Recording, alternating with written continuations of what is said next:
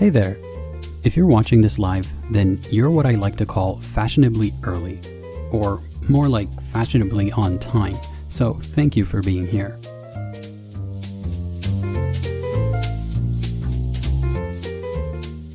If you're not watching this live, feel free to skip a minute or so ahead. But if you're here, take this opportunity to slow down, maybe go brush your teeth, get a glass of water, say hi to everyone in the comments, or I could stop talking and let you enjoy some jazz.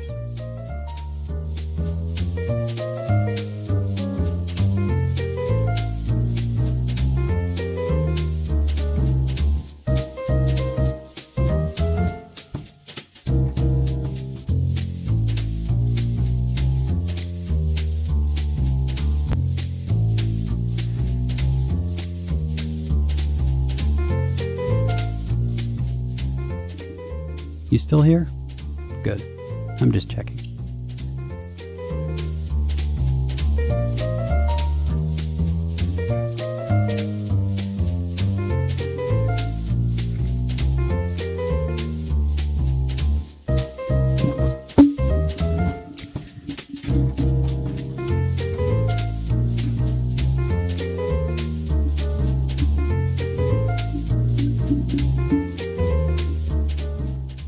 Before we begin, remember to keep it civil in the comments.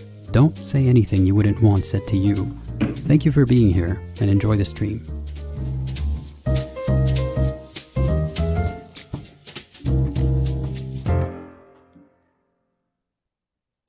Hello ladies and gentlemen, my name is Apostate Aladdin, or Apostate Aladdin. How's everybody doing today? This is the second iteration of Believers, why do you believe? Or Muslims, why do you believe? Specifically, though, I am open to listening to other sorts of believers as well if we do have the time, but I will be prioritizing Muslims today. So I posted the link in the live chat right now. I'll try to take people in the order that they come in. Please, in the private chat, let me know what your name is, what your religion is, and basically a brief overview, I suppose, or just a couple of bullet points about what you want to talk about. Just a reminder, try to be civil, please, in the comments, and people who are going to be joining. This is not a debate channel. I am not going to try to convince you that you're wrong about your religion, but if I have follow-up questions, I will ask you some questions, and feel free to do the same for me. So let's see if there's anyone here. And if there's nobody here, I guess I'm just going to vamp up until the person shows up. So I have one more video. Well, I have one stream that's scheduled for soon, I believe, before the end of the year. I should know this. And I have a video for the end of the year. Oh, actually, no. I have a stream for the second day of next year. And I have a video planned for the end of the year where I want to be talking about what I learned this year, everything I learned from my experience as Aladdin. So I started off with an interview here on YouTube, and then I was mostly active on TikTok with some chats and live streams on TikTok. And I made a bunch of TikToks, and I got a bunch of accounts taken down. A bunch of my accounts were taken down. And then here I am. So I've only been on YouTube actively making videos since possibly August or so. It's only been 5 months maybe. But I learned a lot from my interactions here, from mistakes that I've made, from just thinking things through. And I feel like it was very beneficial for me. And I'm going to try to sort of distill it and give you the final version of everything that I learned so far. I wanted it to be a live stream, but a lot of people told me they would prefer pre-recorded video, especially that it would be very, very long as a live stream. I expect it to be maybe 30 minutes plus as a video. So we'll see how that goes. Hopefully I can get it done before the end of the year and published by or on the New Year's. We'll see how that goes. So I've posted the link to my stream, and so far nobody has joined. Usually there's like 5 people already waiting.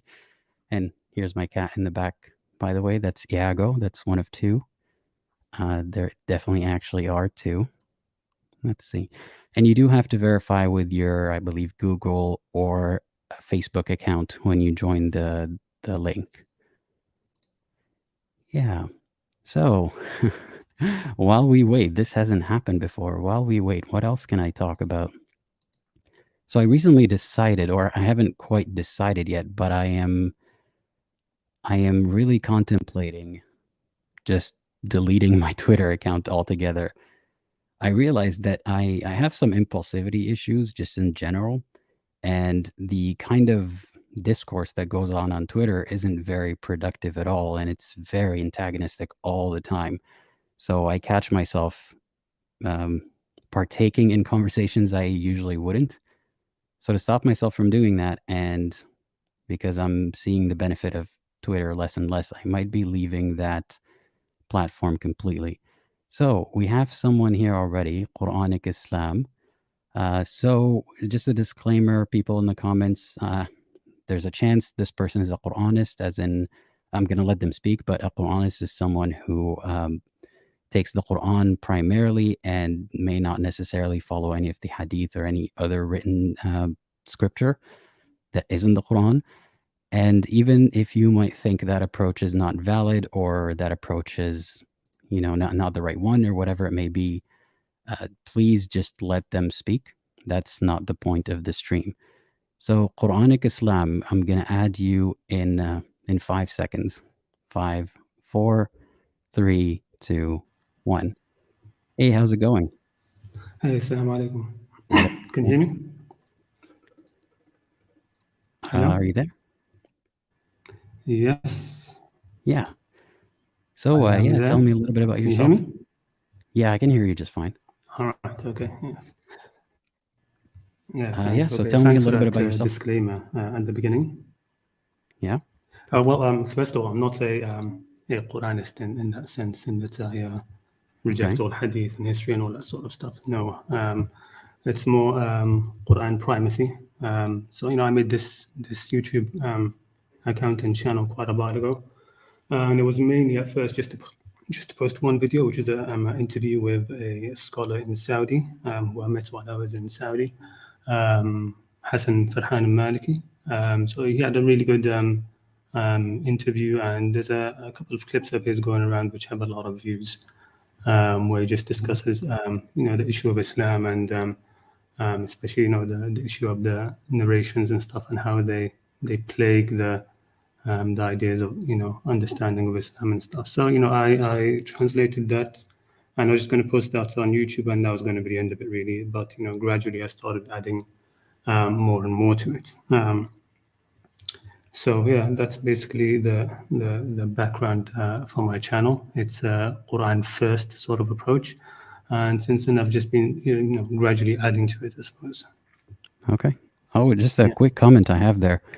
Shouldn't all Muslims, or at least I'm thinking about Sunnis, shouldn't be taking the Quran first anyway? Of course, that's what's there in theory. Of course, that isn't what's there in practice. Just because a whole dogma has come around it that you can't practice or understand the Quran without the Hadith. And so what typically happens is the narrations are what end up defining the Quran rather than the other way around.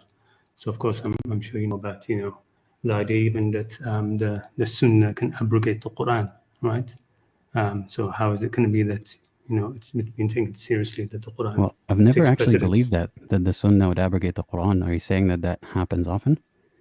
Well, yeah, of course. I mean, that happens all the time. That's it's part of Sunni Islam dogma, at least, that even Sahih hadiths, not even mutawatir, they can abrogate the Quran. So the idea that the Quran itself can abrogate itself, different verses can abrogate each other, and also the Sunnah can later on abrogate the Quran. So you have the whole stoning adulterers and stuff. That's taken from the Sunnah abrogating the Quran. And there are actually three different types of abrogation they consider to be valid. There's one where they say that one verse abrogates another, and both verses are still there in the Quran. Then there's the idea that one disappeared, it's not in the Quran anymore. And then there's the idea where another verse comes, it abrogates a former verse, and then the verse which came to abrogate also disappears, like the verse of stoning and stuff like that. So it's a bit of a mess. It's a mess, but that is part of the view which gets you to see clearly that the Sunnah is given priority. And one of the things which I would like to actually talk to you about later is of course the one thing which is more close to my heart and which I am more active in regards to is the whole blasphemy issues and apostate issues, the laws against apostasy and that kind of stuff. And of course all of that is clearly not taken from the Quran. It's completely opposing the Quran, right? So again, that's another issue where widespread it is that the hadiths are taken above the Quran, before it. Okay, makes sense to me. Yeah. If we do have time, I do want to pick your brains on those topics, or more like let you speak and then pick your brains on those topics. So I want to know first and foremost. So you believe in Islam, obviously. Would you consider yourself a Sunni? No, not Okay. really. Well, in what sense? I mean, it's the whole thing about even when you say these debates that go around, is Islam true or not? I mean, which Islam are you talking about? Are you talking about the Sunni or Shia, or within the Sunnis, which madhab or which sect?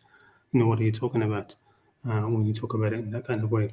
So it's more complicated than that. But yes, in terms of what I believe to be true, of course, I believe the Quran to be true. Just my sort of arguments, because I'm a bit older than most people who speak about these things. So the arguments, going back to the whole issue of God, the existence of God. I've gradually become less and less.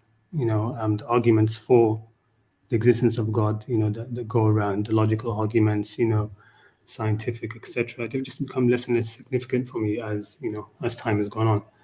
Not because I accept them any less, but in thinking deeply about why people believe or disbelieve in God or religion, I both no longer see those arguments as being at the bedrock of why people believe or disbelieve, while White how I see people or things. yourself? No, everybody. I don't think that most people believe because of the arguments that they try and learn to justify why they believe. Same thing goes for non-belief and leaving religion and stuff like that. I think it's a much more messy, complicated process in the human heart, right?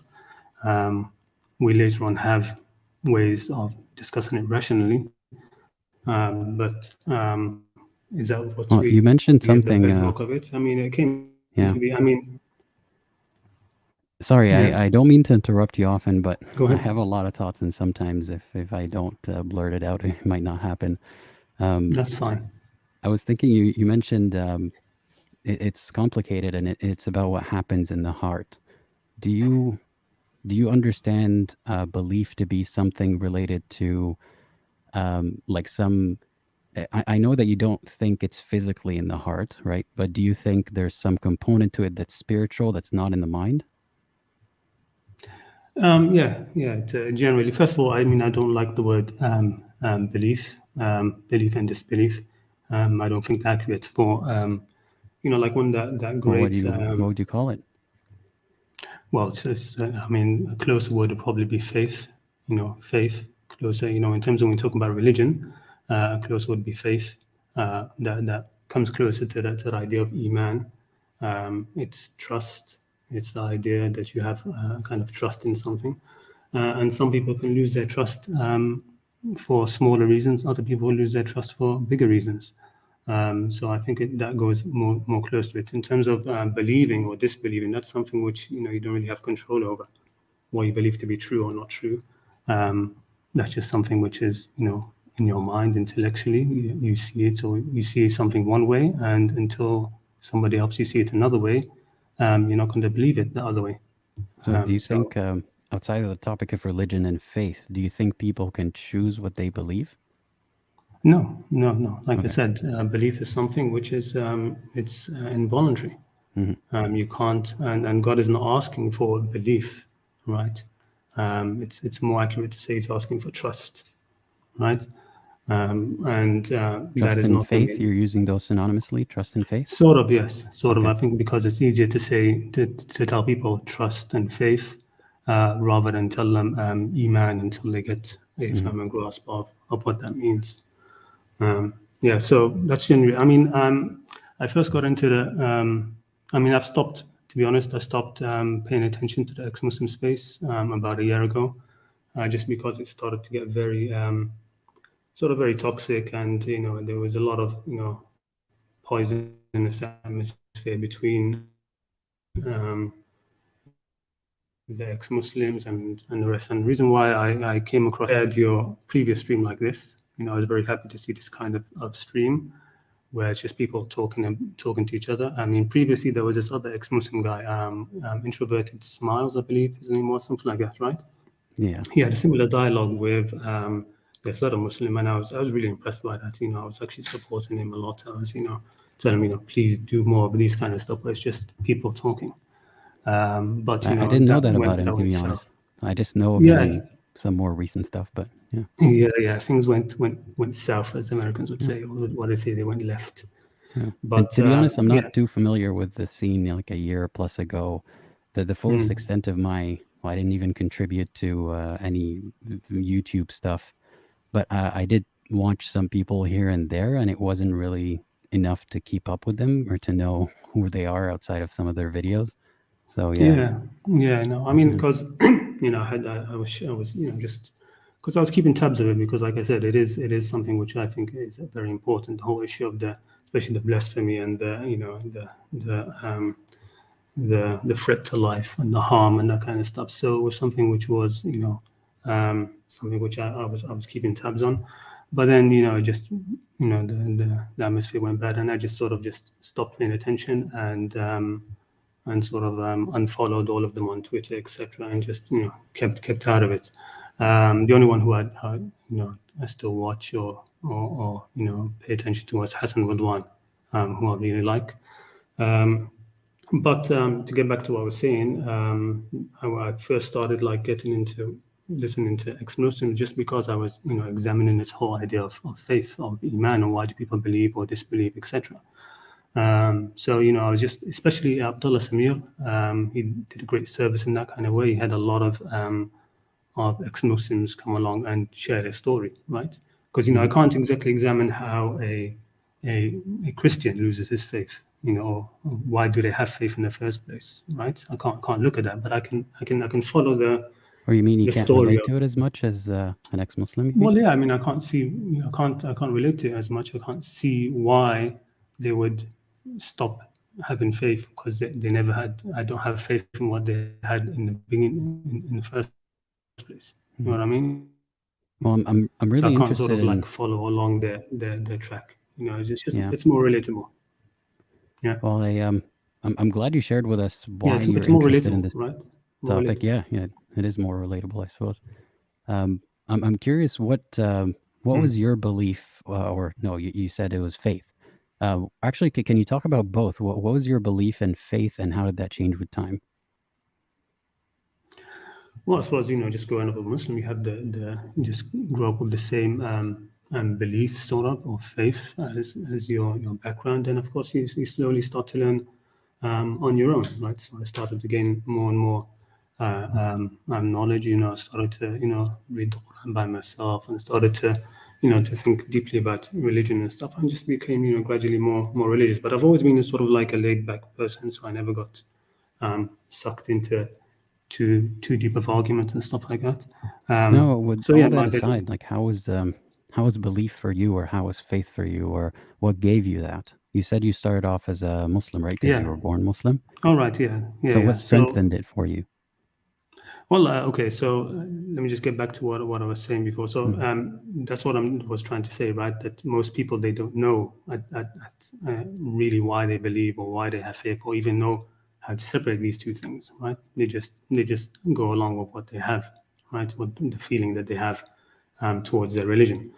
So in looking at ex-Muslims, I was trying to understand that, what is it that makes somebody sort of lose that faith or that belief that they say, what is it exactly? Is it all of these arguments? For example, I mean, right? If all of the arguments of which you have, like the intellectual arguments that you have for not believing in God or not believing in Islam, if they were suddenly all taken away, would that give you belief? Would you then think so? I don't think it works that easily, right? It's very. That's a I very saw good this. question. I want to answer that briefly. I've been asked that before, and I've thought of it myself. It's difficult to answer that because, first of all, it's kind of impossible for all the problems to go away with new answers that haven't been heard before. But if that were to happen, like I would have no choice but it would make sense in my mind if everything clicked. If all the questions had answers, I would still have no. Some of the questions will never have answers. Questions like, well, what is the point of all of this? I understand the answers about a test and so on, but like God's need for worship, for example, what we're told as Muslims, God doesn't need it, right? But the evidence shows, or at least the behavior shows otherwise. So things like that, yeah, I might never come back. Yeah.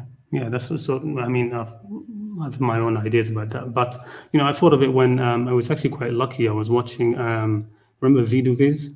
He's not around anymore, but he had one long video where he was talking about his sort of like his journey and stuff. And I thought I didn't get to watch all of it, to be honest. I just clicked through it, but I was lucky and I clicked in a part where he gave this example where that game where you've got these blocks that you pile up, right? And you have to like Tetris? remove one block. No. The Django, what's it called? Yeah, Something Jenga. like Jenga, right? So you have to keep removing one block, right, each time before everything comes falling down, right? So, and then he says it was like that one block, that final block, one block was removed and it all just came tumbling down. So, putting that into a sort of thought experiment, what if that one block could be replaced? Would everything come back up? And That's a good way of thinking about it.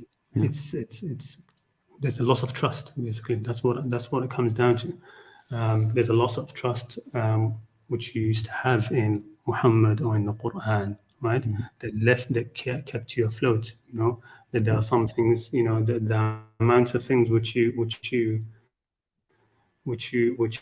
thought were true, they give you enough confidence in the things which you go forward.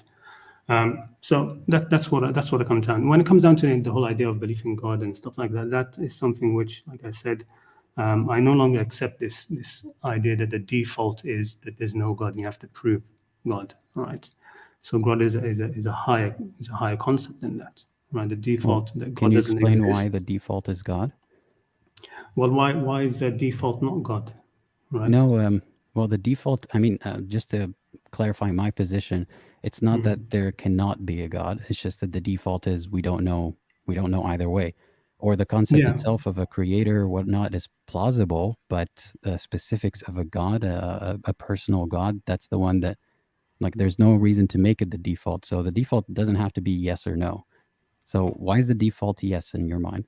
No, that's exactly what I'm talking about. So the idea that you start off from the supposition that there is no default, right? That it's yes or no. So it's already the concept of God is higher than that. It isn't that it's you have like sort of this void and you're trying to find out, does God exist in this or not? We don't know. Is it yes or is How it do you no? justify that then? Or And that's what I mean. So it's because God isn't in the world.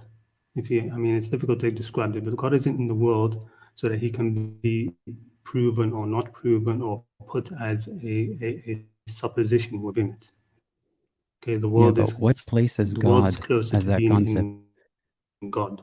Well, for you, I mean, I'm saying from your point of view, what made you believe this? Reality?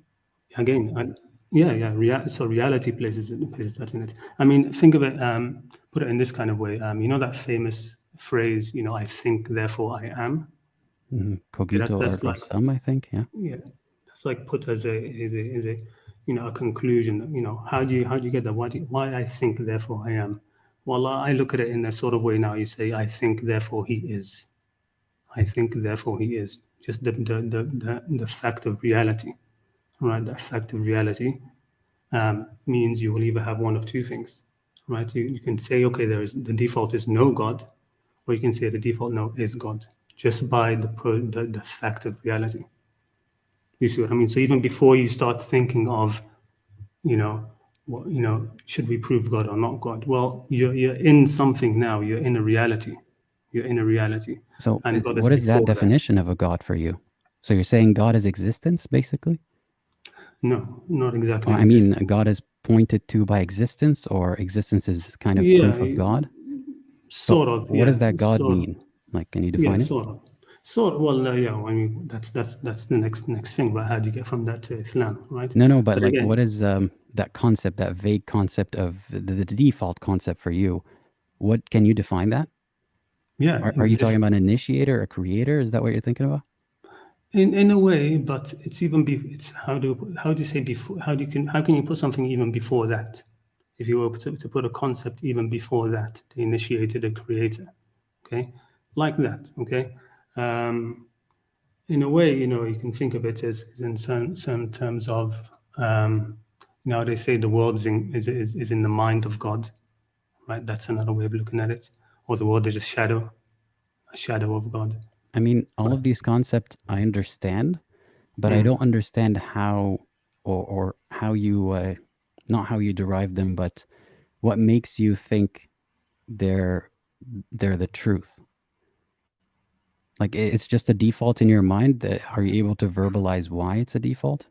yes, that now again, like I said, it's like a first principle. Like how do you start to define a first principle in that kind of way, right? So you have So to sort of suppose it so you can go that's the forward. kind of concept I'm going for. Yes, exactly. So I mean, you can think of it in terms of put these two options in as an idea of the world, but not in the way where you've got an empty sort of like in your mind, this is the world, and now we're going to investigate if God exists in this world or not. No, even before this idea, you're looking at the world out, right? You have to put completely separate systems. You have to have the whole default where God exists versus the whole default where God doesn't exist, and you want to find if he exists or not, or in that kind of way. Well, my one issue It's with that is just when you say the default is God exists, and just let me clarify that, um, because we exist, therefore there has to be something bigger. Could it just be called a reason, or yeah, initiator is what I'm thinking about, or yeah. I mean, you could say that. I'm precursor? trying to. Yeah. I mean, I'm trying to push the mind even further back than those words, if you know what I mean. Okay, Okay. But yes, I mean, you could just say that, right? Al-awwal, right? Right? Al-awwal, the first, the yeah. first, the first, Well, right? okay. So I'm before having him there trouble is like digesting that nothing, concept, etc. Right? But but I'm okay like with taking it as a it's it's as you named it, it's like a presupposition or something. Like, we can presume it so you can move forward yeah, sort of like faith that. or belief, right? Yeah, you can think of it that way. Then what are the next steps for you? Sort of way. I mean, it doesn't have to be. Well, again, I mean, these are not the steps which I followed to get to where, and this is me, I mean, what's the contemplating next sort of. layer you build on top of that? Yeah. So I'm not, again, I mean, I didn't really want to get into a long discussion about these things, but like I said, so that's what I see. I no longer look at what I'm trying to get across is that the arguments for God that you generally hear, they don't carry that much significance for me anymore. You know what I mean? They're not as important Mhm. as they used to be, right? So I So understand that that's you somehow believe, and I don't say somehow in a belittling way or anything. I simply, I can't arrive at it, but hmm, you believe that that is the beginning of everything. It's kind of a default outside of a bigger concept than existence. And yeah, then how did, or what gives you faith in the rest of the story, yeah. Okay, so leaping or the from rest of the that, just to, characteristics? Sorry. yeah, just going from that to the the whole thing of the depiction of God in the Quran, and of messengers and these kind of things.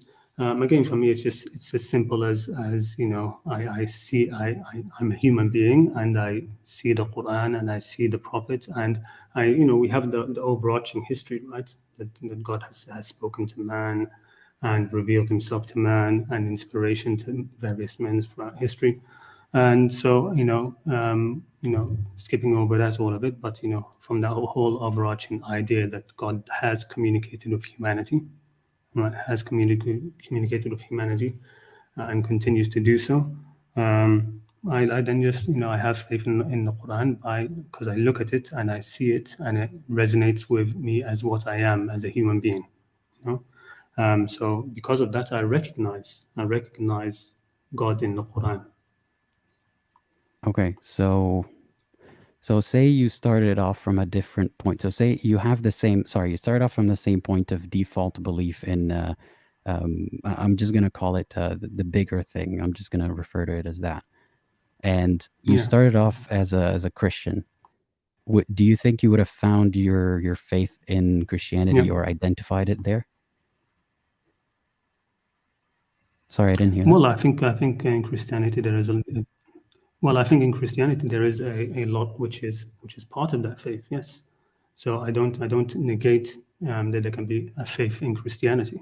No, that's not what But I'm asking. for I'm saying example, it's difficult, obviously, to predict what could have to be a been. But religion, yeah, if you you mean were to be born a like a Christian, Christian? do you If I think? was born a Christian, yeah. If I Yeah, was born a Christian, yeah. If I was born a Christian again, so Christianity is within the general Abrahamic outlook, right? But yes, I would be able to recognize if I am as I am now in terms of what I recognize as my humanity, right? What I recognize as my humanity. Yes, I would be able to look in the Quran and recognize God in there. okay. Let me You phrase know? this in a different way. I've got two things I want to ask about that. Yeah. One of them has to do with probability, but the other is, okay, let's leave the Abrahamic faith for a second. I use Christianity. That may not be the best example, but had it been a different faith altogether, right? And the first mover or the bigger thing was explained in a different way that makes sense to the people who are, who grew up with it. Do you think you would have found your way to Islam eventually? Again, if I am as I am, yes. Yeah. If I am as I am, But yes. you are as you are because of where you were born and how you were raised, right?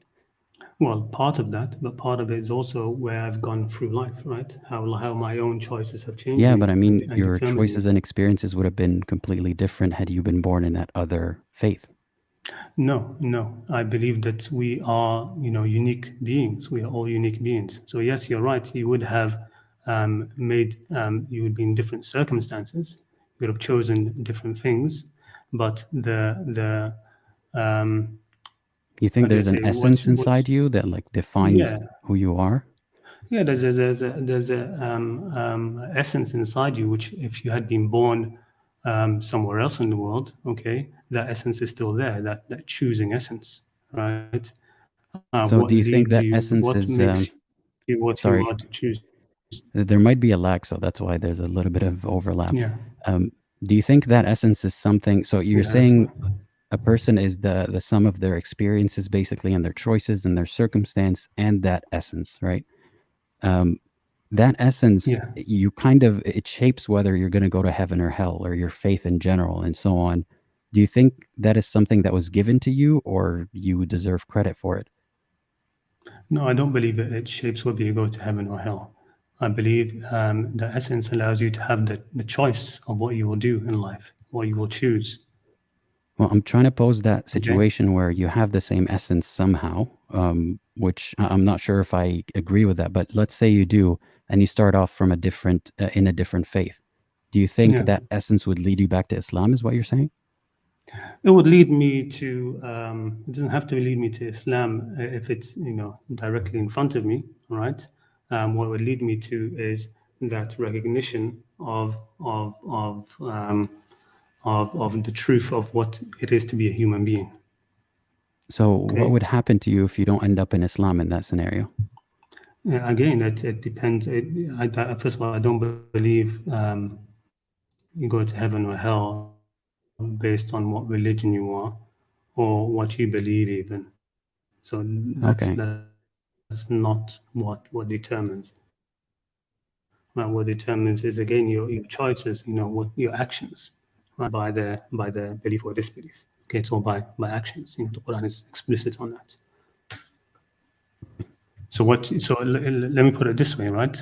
You as your character, well, what has led you to be the way you are? What has led you to be a sort of an honest person or a dishonest person? Okay, somebody who will steal or not steal, who will cheat or not cheat, right? Part of that is it's like they say, right, the more you sin, the easier it gets, right? The more good you do, the easier that gets. So you're creating yourself at the same time. Now, while you are grown up wherever you are, okay, you are faced with a lot of choices in your life, different because of your circumstances. Okay, in each of these, you had to make a choice of how you'd respond, and that sort of feeds back into how you grow as a person, right? No, I understand that, but if that's the So procedure, then the starting point. I mean, there's this concept in computer science, and it's called like a seed of randomness. So if you have yeah, a something that creates a random number, you have to start from a point. You have to give it some kind of data, like any number, anything, and depending on that seed, like you'll end up with a very different outcome, even though along the way there's a lot of things that you chose, if we presume that you have free will. yeah. So that beginning, that essence, I'm trying to get you to think, or to tell me what you think of, if you had started somewhere else, you may not find your way to Islam, but you think that wouldn't necessarily doom you to hell because it's more about like faith in God. No, it's more about what you do, right? What you do So if you have good to act actions in. and behavior and all that, but you don't believe in Exactly. God, do you think Yeah, Islam exactly. allows for that? Yes, it does. Okay. And do you think that there's justification for that from the Quran, right? Yeah, of course. Okay. That's very interesting. I don't meet a lot of people who think so. And when I did, it was a person who is really into Sufism. But other than that, not a lot. Um, and I still want to pick your brains about a lot more things, but I also want to take the next caller as well because I know they've been waiting for a while. Yeah. Are you going to be able to stick around, or are you in a like a late time zone? I can stick around because that, like I said, the thing that I wanted to speak most about was the issue of apostasy and blasphemy and that kind of stuff. Okay. So No, if that you is have a very time later, I interesting. will stick around Yeah. to speak about that. Okay. Because that isn't exactly the topic today. I mean, we may or may not have time for it, Mm. depending on how many people are waiting. So if we don't, maybe we should do that another time. Have it be a stream about the topic. What do you think? That's fine. Yeah, that's fine. And before you go, do you have any questions for me? No, not really. Like I said, the main questions were on that topic, so it would have to be either later or Okay. another time. Well, you Mhm. can give me one of them, and I just want to make sure that you get something, out of No, out of. it will be it will take some time. It will take some Okay. time. So I don't want, like you said, if you got somebody waiting backstage, Okay. give them a chance to get on. All right. Well, thank you very much for contributing You're welcome. and your Anytime. perspective. All right. Talk to you later. Bye bye. Take care. So. So now, there's a comment I want to get to. Zachros, thank you very much for the super chat. And you're saying more and more a tendency in moderate-ish Muslims to poise the Spinoza type God, followed by a leap of faith into Islam. What do you think? So I'm going to be honest. I don't exactly off the top of my mind remember what that Spinoza's approach or Spinoza's God is. So I don't really have an answer to that. I think I should have asked Qur'anic Islam, but I feel like that would also start another tangent that we would talk about for a bit. But I have, yeah, I've come across the I've come across a lot of moderate Muslims who are not really following the mainstream of Islam, and I don't mean that in a negative way, but just the reality of it is it's very different, and sometimes it includes believing that just merely believing in Islam, or not even that, believing in Islam is not a prerequisite to going to heaven or being saved from hell. So I've been seeing some of this approach lately. Yeah, and I hope to expand on this comment in the future. And yeah, I am kind of trying to moderate the chat while I speak, but sometimes I might miss some comments. So I'm sorry if I miss your comments. Next, I'm gonna take. I think that's Ouss. I'm not sure how to pronounce it because it's spelled in English. I'm going to take you in a few seconds. I've seen you around my channel a bit, so I'm sure there's a lot of things that you want to talk about. We're going to try to start from talking about the topic of today, and then we'll see if we have enough time for the other topics as well. So I'm adding you in 3 seconds. 3, 2, 1. Hey, how's it going? You're muted, I believe. Yeah. Oh, now you're back. Yeah. Can you so hear how me? do you pronounce your name? Actually, it's Ouss. It's just Ouss. Ouss. Okay. Yeah, Okay. yeah. It's not English actually. It's a French word. Okay. How are you doing? Not too bad. Yourself? Yeah, I'm good, thank you. Yeah, as you said, actually, we chatted quite a few times before, so but it's first time we meet face to face. So kind of, I'm using the Apostate Aladdin mask, as you can see. I can't take credit for that. No. Infidel Noodle started it Yeah, first, but you and COVID, I guess. Oh, okay. I yeah, don't know this person. and COVID. Yeah, Yeah, and COVID. So yeah, actually, I'm very happy to talk to you, my friend. I've likewise. watched quite a few of your videos. First time that I actually interact with someone that kind of introduces himself as an apostate. So that's very Okay, interesting for me. I mean, I but hope even I've learned in quite a real few. life, So or well, never met one. maybe once or twice, but it's not very common. To start with, we don't speak about faith so much where I live, and yeah, so it's not something that really came about. I've learned about the whole new atheist movement just a couple of years ago when I started reading Richard Dawkins' book or a few other kind of mainstream leaders of that movement, but I never looked into the actual ex-Muslim movement. So that is something that is quite new to me, very interesting. You know what? Um, Believe it or not, yeah, I haven't read any of those books about the atheism movement at all. So you know more about that than me. they're interesting. To Yeah. be honest, I mean, I would say this is my opinion.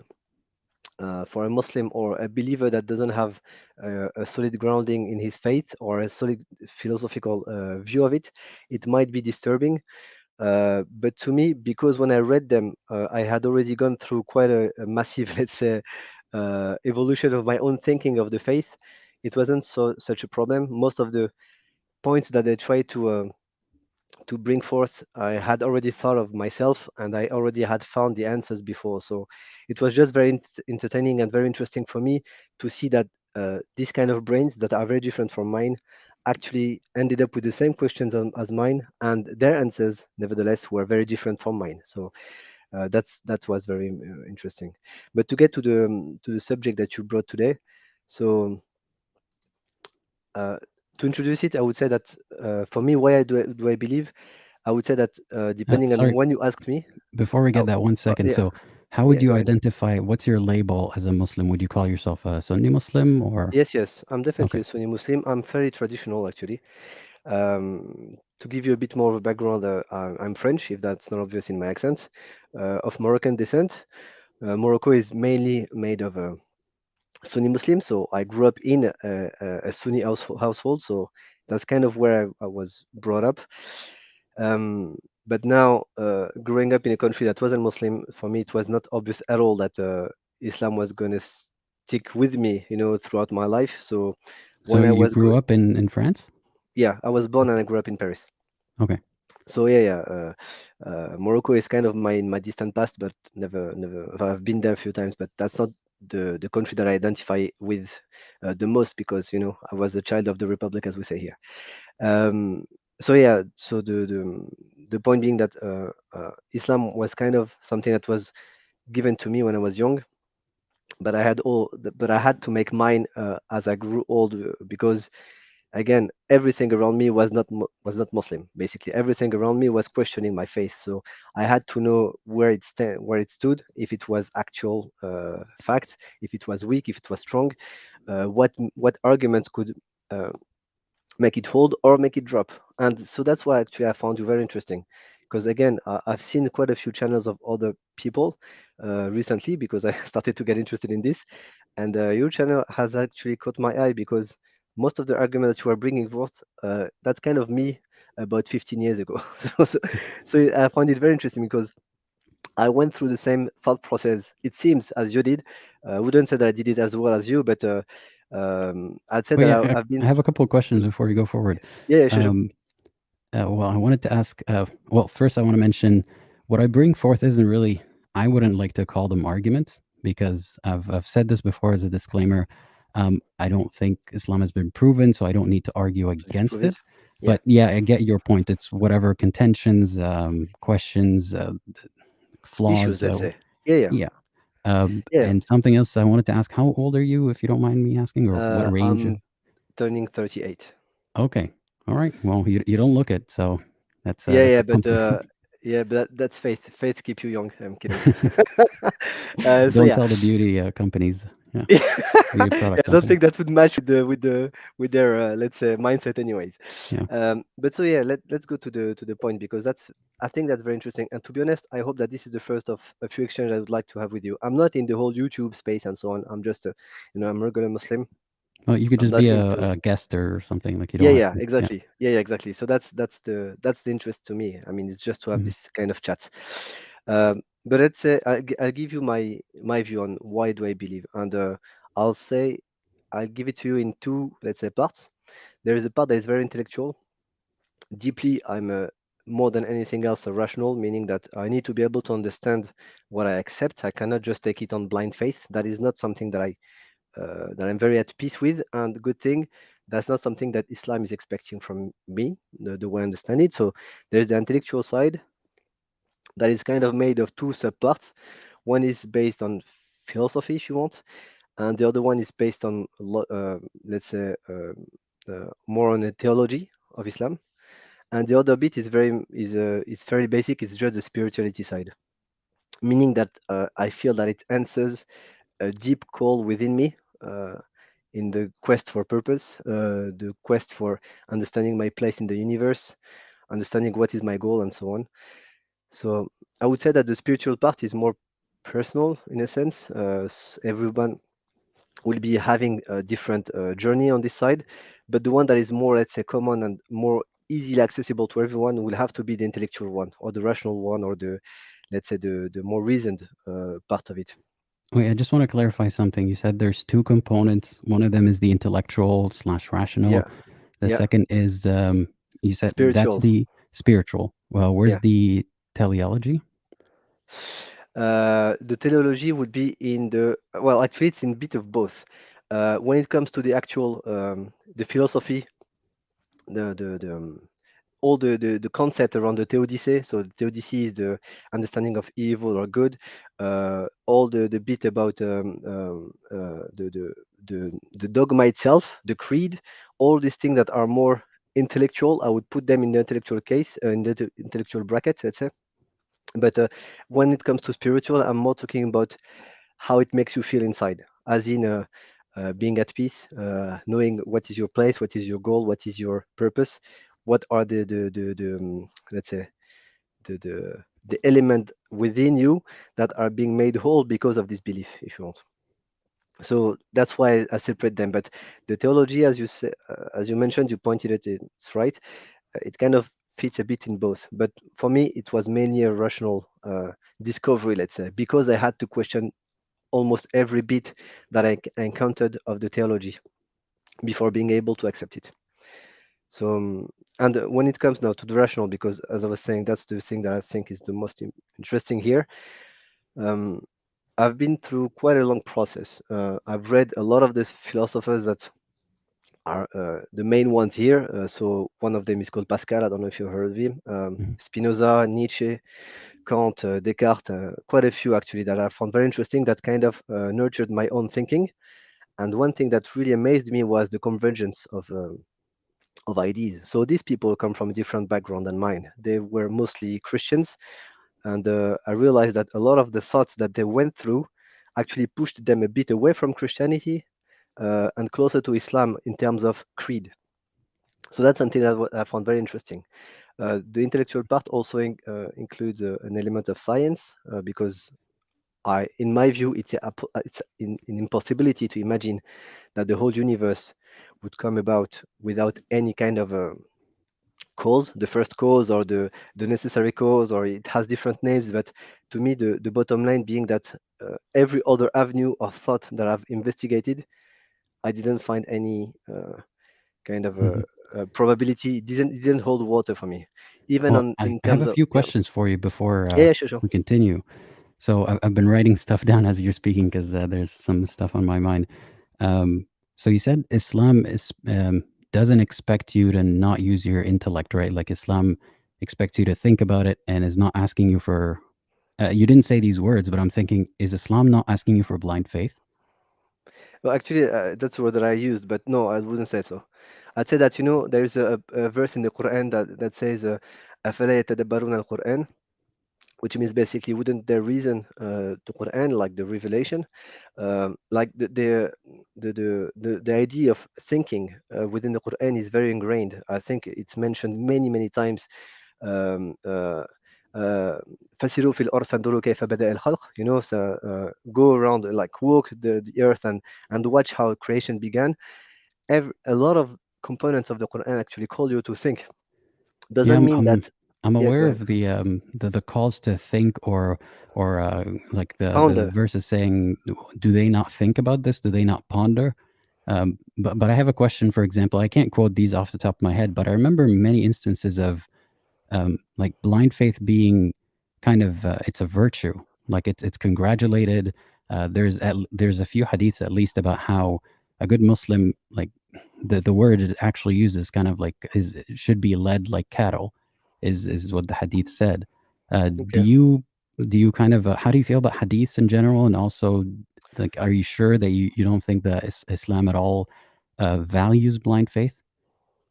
I wouldn't say that Islam values blind faith. No, I would say that actually Islam values thinking about faith. And I'll Mhm. give you two reasons why. I'll answer first to your first question. When it comes to hadith, I'm a Sunni, so I do follow the hadith, but I don't know. I mean, I know a small part of it. I don't know if you know about Mhm. the Arba'in Nawawi, so the 40 hadith of Nawawi, which are kind of central.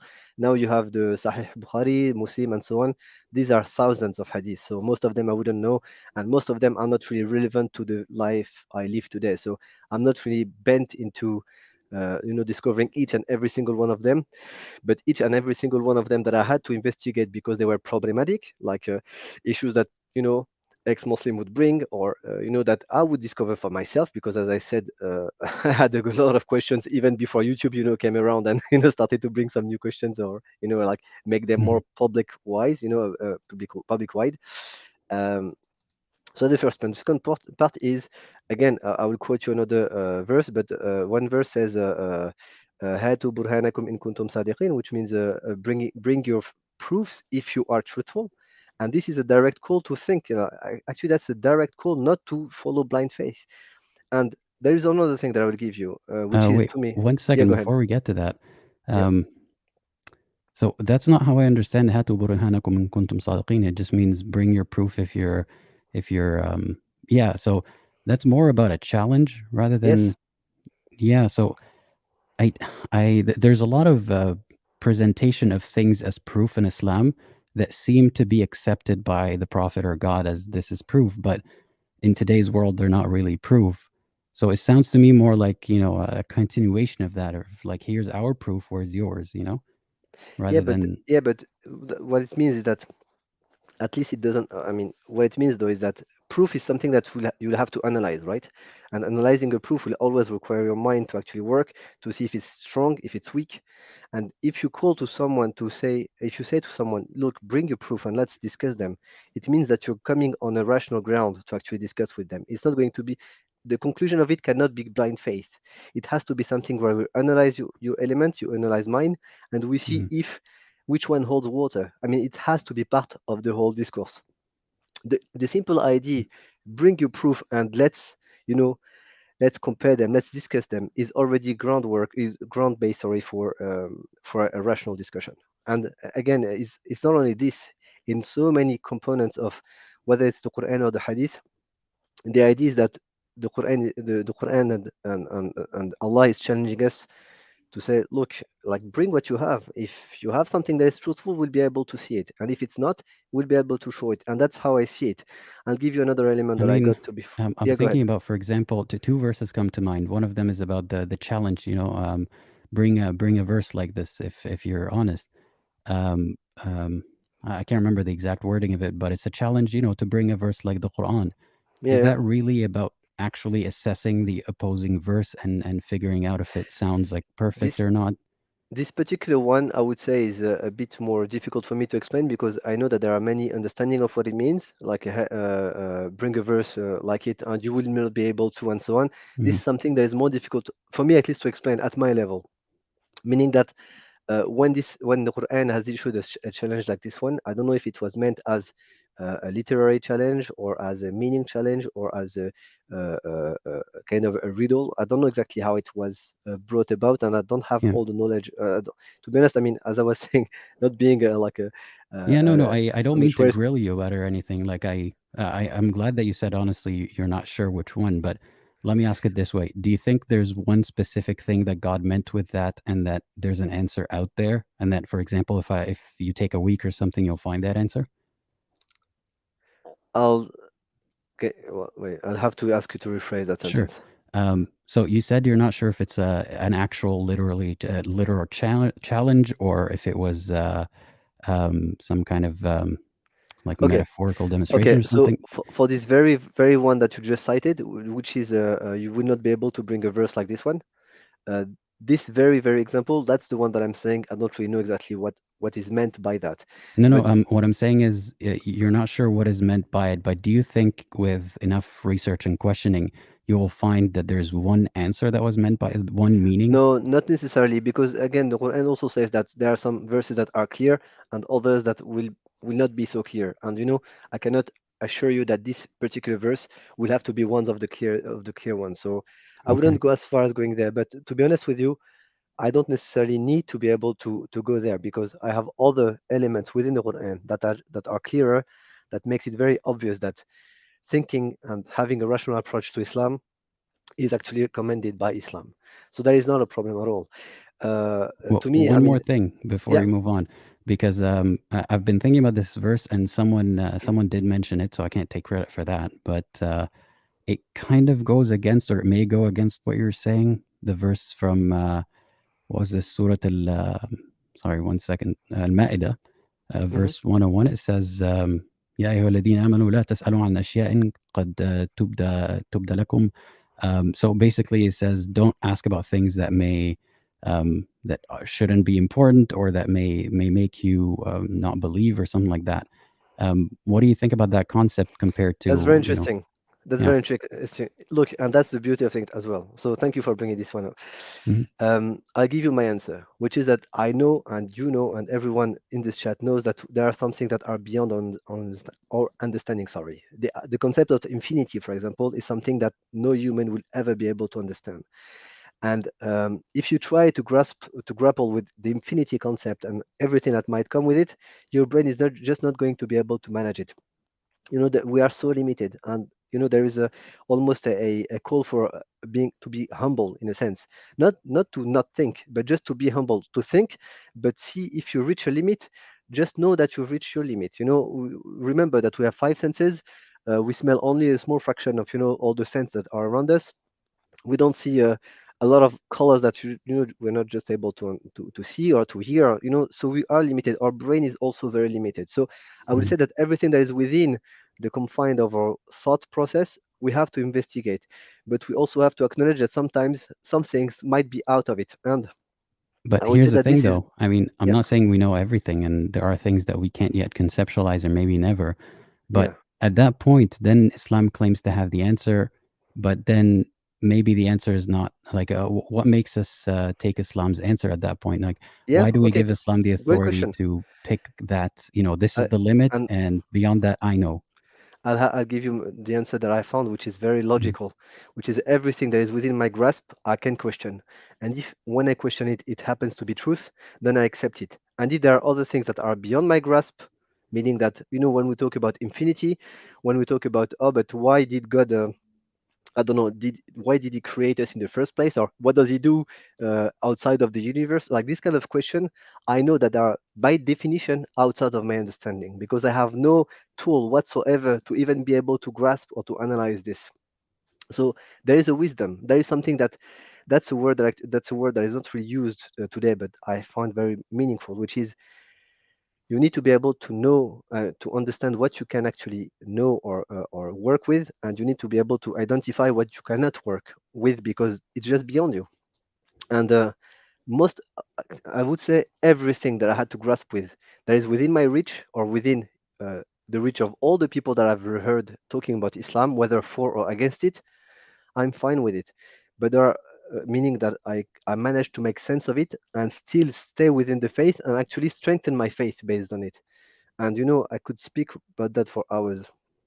And Well, there are a few things that are yeah. beyond that are just, again, the why would God, like, what did God do before the universe was created, or I know is he there are God, these bigger all those. picture questions that we will never know the answer to outside of the Yeah, answer that religion would yeah, offer. but that's what I say when I say that. That's what I mean when I say that the Quran tells you, like with regard to the faith, with regard to the goal of Islam, the truthfulness of Islam, bring a proof and let's question them. But when it comes But to has things that are Islam just brought going to proof be, for these bigger picture questions? oh yeah, I mean, to me, I mean, again, that's No, that's for the example, you were talking about the concept of why did God create us, or before, yeah. like infinity. Does Islam bring answers to that our mind can't conceptualize that are clearly true? But And if that's they the are thing. true, If they how can't, can we conceptualize it? that's exactly my point, and that's actually the answer is your question. You will never be able to conceptualize them, whether true or not. The only thing that you will be able to question are things that are within your grasp, things that made you leave Islam, or that made other people, embrace Islam or leave Islam. I mean, these are things that I'm ready to discuss because I know that they're within my grasp. And to be honest, there are so many that it's no problem at all for me to go through each and every single one of them that at least I've encountered in my life. A lot of them I never ask myself, I guess.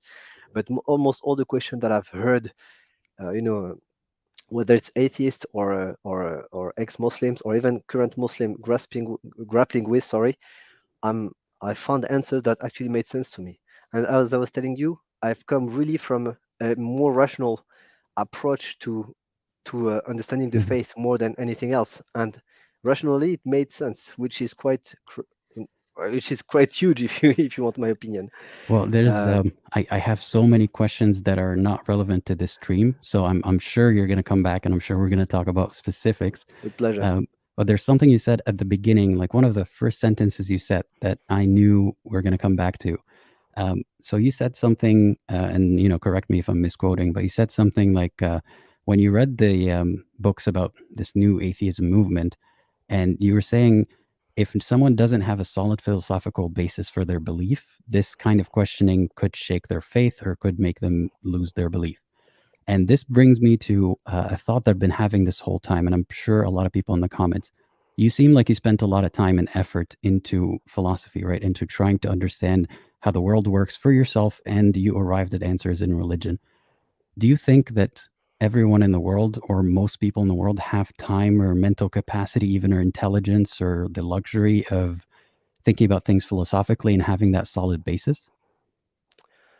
I would say that it depends on what people around the world prioritize, right?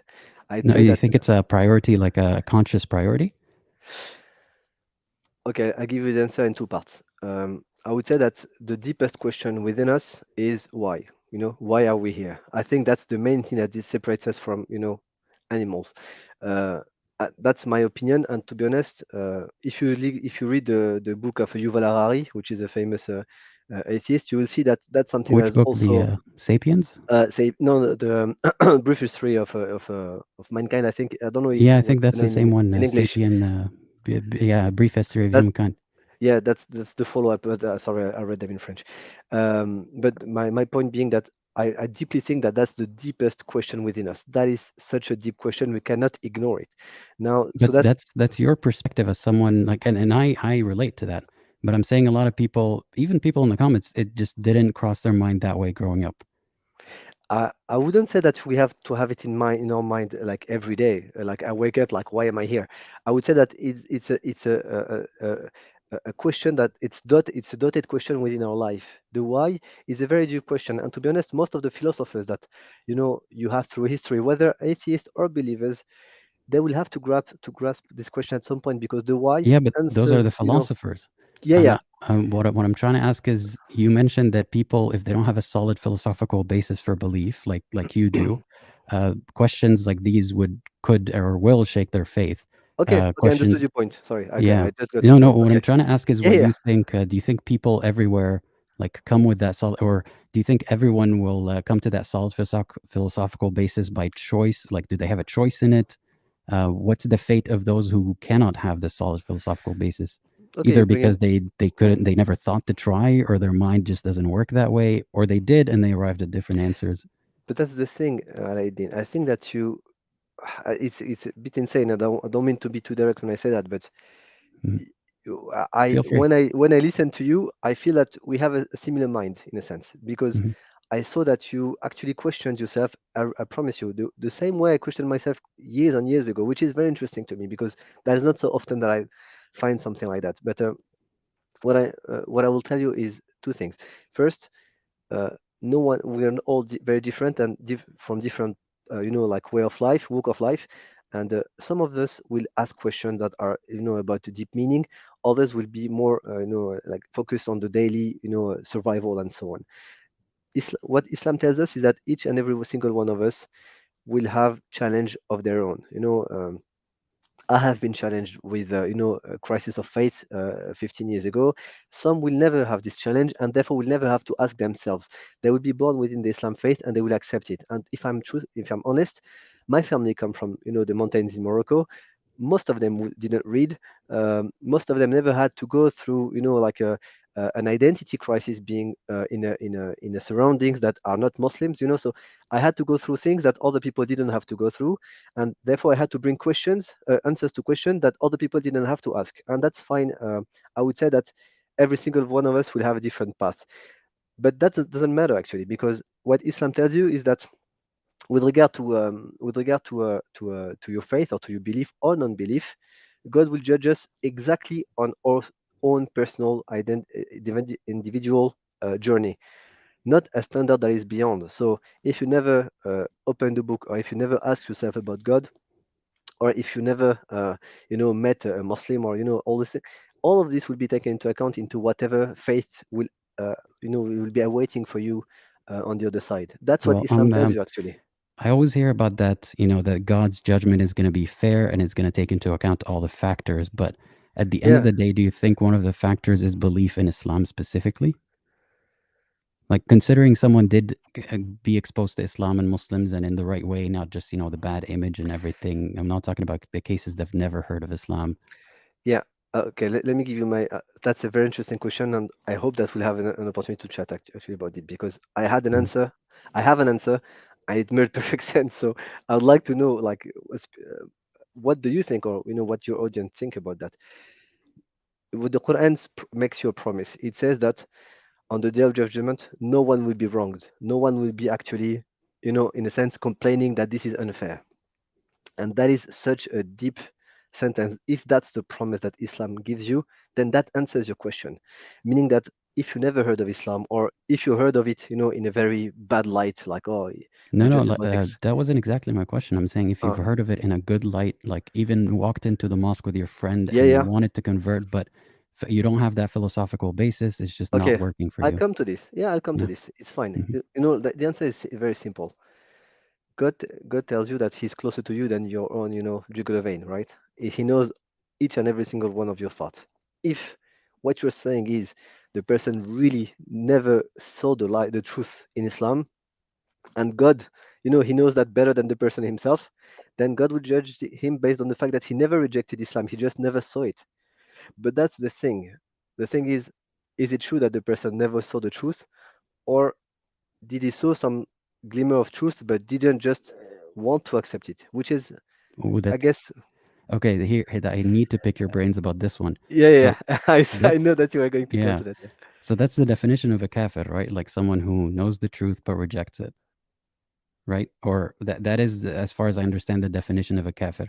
So do you actually think that someone, like, say myself, for example, do you Mhm. think I've seen the glimmer of the truth and I don't want to accept it? Look, again, I'll give you the answer that Islam gives, as far as I know. Is that like your Maybe answer you as will well? be, look, yeah, yeah, that's my answer too, actually, Okay. because it makes perfect sense. You might be the one going to paradise, I might be the one going to hell.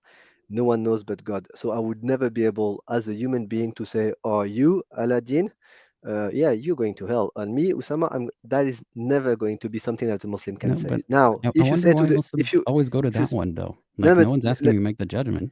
yeah, I know, but you giving your example, so I'm saying to you Mhm. personally, I would never be able to say so, to say that, oh, you in your case, yeah, you will go to. There's nothing that I can say now. If But I who does it apply to then? Like a person who knows the truth and sees the to glimmer of the truth as you see it. Oh, okay. So you're talking about the actual archetype, right? So the archetype of someone, the unbeliever. What is the unbeliever? That's the question that you ask, basically. Yeah. Yeah. Okay, so my answer is it's the one that saw truth in Islam, but just didn't like it. And I'll give you, because that's something that I understand can confuse you. But actually, if you think about it, there is something that you see around you all day long.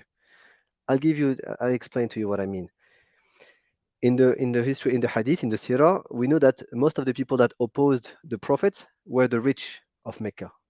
And most of the people who joined him at first were the poorest. Wait, sorry, I have to stop you there because pointing to the story to make the point, like you've seen one of my Okay, videos. okay, Yeah. It okay. has to Let's be forget from about the like story. something observable. All right, okay, okay, Yeah. okay. So let's say every day around you, you see people that will take stances that go in their interest. Let's say even in our societies, when you have a if you look at the right side of the political scope, like the right side is usually the one that wants a lower taxes. They believe that taxes are, like a burden on and so on. It's not fair and so on. That is their actual belief. They believe that taxes are not fair. They should lower them. And people on the left side that usually are a bit poorer, they think that the rich should pay more and so on. Each of these group, they are sincere in their thoughts, right? They really think what they say. And as it happens, each of this group actually thinks what is the most convenient to them. And the point that I want to get to is that the belief that you have is not actually just something that falls on you, and you have to live with. It's something that actually you want to nourish because it serves you, because it's convenient to you. And it's the same thing with faith. We don't like to. I don't know if you. I don't know if I was Mhm. clear on that example. My point is actually Well, you're saying that their truth or their belief about the truth or whatever they're convinced of, has to do with what serves them best. That's exactly my point. Yes, that's exactly my point. That is how we think, actually. And you don't even have to. Let's go a bit further. Go to tribunals. Like tribunals, we say in English, right? Like a The judge trial. place, Yeah, a trials. trial Yeah, the place where you have the judge. in a courtroom. Yeah. Yeah, Yeah. courtroom. Thank you. Yeah. Sorry. Uh, Yeah. so you'll have opposite sides fighting. Each of them believing to the core that they are right. And as it happens, each of them is always fighting for its own interest. You will never see A fighting B because he wants B to win. Like A wants to win. Well, I That's want to use your two weird example. examples. No, I want to use your example. You said, so, okay, so about the best interest thing. So the truth or the way that you perceive the truth or what you will be convinced of has to do with what is in your best interest, To right? some extent, yes, that's my point. Yeah. So how does it serve someone to see the truth in Islam and not want to follow it? What best interest are they following if they Okay. know that like the consequence is eternal hell? I wouldn't say that they know it in that way, but I would say that we are able. I think that you underestimate. You really, I think, underestimate the ability that we have to tell ourselves stories, and that works for believers and non-believers. What I mean by that is that we don't necessarily realize, or we might try to keep ourselves oblivious to the consequences of some of our actions. We do that all the time. Like you see a red light and you run through it. You know that might mean death at that very point because it's a very dangerous thing to do, but you just have Mhm. this impulse. You don't want to stop and you just go, No, and that I is very understand the human. concept. I'm painfully aware of it myself. Like sometimes, when you go to for a second chocolate bar when you're not supposed to because you don't want to get Exactly. fat. So we do have impulses, and But that's that's here's the that's the thing point. though. Yeah. When you come from your position or like the position of Islam in general and you say, so a kafir is someone who or an unbeliever, he sees that truth but against his own like Best against interest. reality, against his own interest, he doesn't follow it because it's in his best interest at the moment, or his selfish Exactly. interest, I suppose. But here's the thing. But I wouldn't Then say that it's only this. I would say that it's part of this. But there is another okay, element that is very important, which is that we have within us this grain of arrogance, wait, we'll pride. get to that point. But All right. for Okay. the Okay. first one, so after I've put it the way you've put it, man, I'm starting to lose the point here. So the problem with that is, I understand the concept of itself of doing something against your own self-interest because of impulse, or even though you know it's wrong, but the immediate reward is better than the long-term reward. I understand That you're not even sure of. That you're not even sure that of you're not because even sure. Yeah, yeah. but then the thing is, when Islam presents itself as the authority, it's kind of claiming on behalf of everyone. If you don't believe, like, there could be other reasons that we're going to discuss right now, but if you don't believe, it's because you're lying to yourself. Like, it's using that phenomenon, that's whatever you want to call it. It's using that thing that happens in other cases to apply it to philosophical reasoning, to apply it to the afterlife, which I don't think applies that way. But I don't think that's the point neither. I think that there is a distortion here in the argument because the unbelievers, they're very very identified people in the Quran or in the surah, like we have this, you kind of laugh at this joke, but the Namrud thing that I'd love to get an opportunity to talk about, the weakest argument that you mentioned, or Mm. Pharaoh, or Abu Lahab. Like, these people are almost archetypes of what it means because they actually saw but they rejected. And you think that this is actually ridiculous, but I don't, and I think that's where you're mistaken. You're making two mistakes, in my opinion. First, you're Well, making the mistake I of just have to think, say, you yeah, don't find it ridiculous because you already believe the concept itself, which is, going against your own self-interest and so on, and seeing the truth in Islam but rejecting it. But it's yeah, but kind of that's feeding into itself. no, but Like, that's you because that's believe it something that because I've of these characters. experienced. No, but that's Mhm. the thing. I don't believe it because of it. I've witnessed it, and so have you. That's the thing. You just didn't recognize it. But the fact is Well, that see, you've that's the seen thing. around you. Yeah, Islam Let me gives you just the finish. authority to say that. No, no, no. Let me no, because you agreed to it, like to the fact that you have impulses.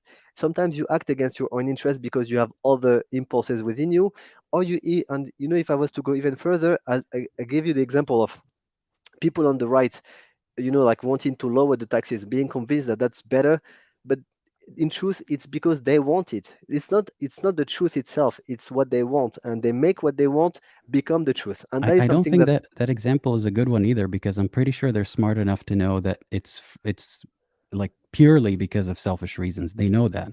But I get the concept itself, but it doesn't apply to bigger picture things. And it bothers me sometimes. I'm not bothered by you, but it bothers me that Islam would kind of make that claim that, yeah, it is that denial about other things, but you're applying it to the afterlife, to everything, and we've no, never seen an example of that. but that's the thing. I think that, and that's the second point that I was making, which is that I think that there is distortion. That's where the distortion is. To me, we make the unbelievers population much bigger than it actually might be. We have no idea who is an unbeliever, meaning that I cannot say, and no Muslim will be able to say this disease is an unbeliever, or the unbeliever will be making X% of humanity.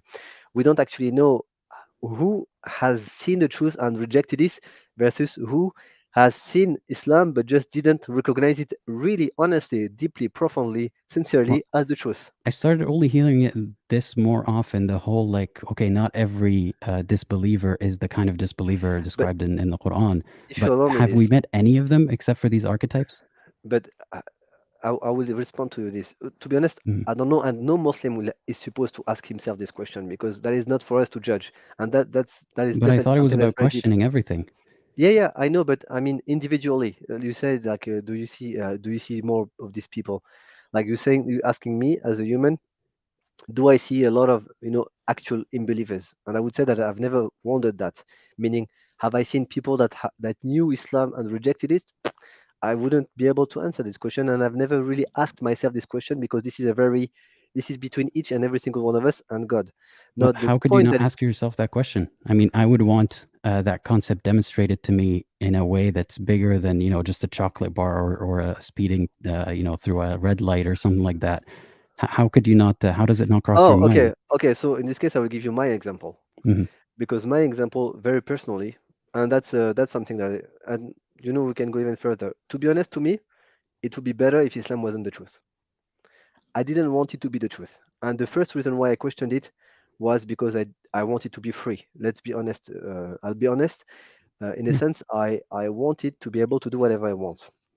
To know, like, there's a sentence in French that says ni maître ni Dieu, which means no master, no God. And there is a kind of a will. There are two wills that conflict within us: a will to be free with no masters, and a will to actually have a kind of purpose that's guiding us, from beyond, from above, or from in front of us, in a sense.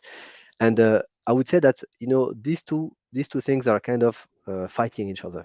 And I saw with myself that I was leaning. If I was to listen to my impulses, I would definitely try to see reasons not to stay a Muslim. To be like, oh, like, this is, like, I could reject that. Yeah, like, this is a I'm biased weakness, the maybe. opposite of you. That's interesting. Like Yeah, but my bias was the opposite of yours. I wanted Islam to be the truth. that's interesting. You see, because here we are now. I didn't want it, and when I first started to question Islam, I didn't start with the Islamic texts. I actually started, as I was telling you, from a philosophy that is, way outside of the Islamic, And that's how I started as well. Yeah. historicity. Yeah. And after I started to go back to it.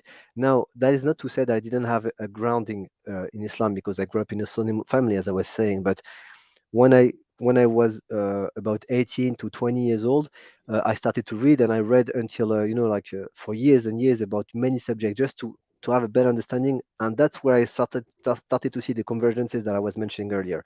But coming back to the subject that we mentioned, I would say that I don't know how wide the unbelievers population is. If it's 5 people, if it's a million, I wouldn't know. And to be honest, that is definitely not my place to even try to know that. But the archetype itself and the impulses that might push someone away from Islam, even if he sees truth in it, I definitely understand it. I have no problem at all, and I mean, I can give my own, like, analysis on this.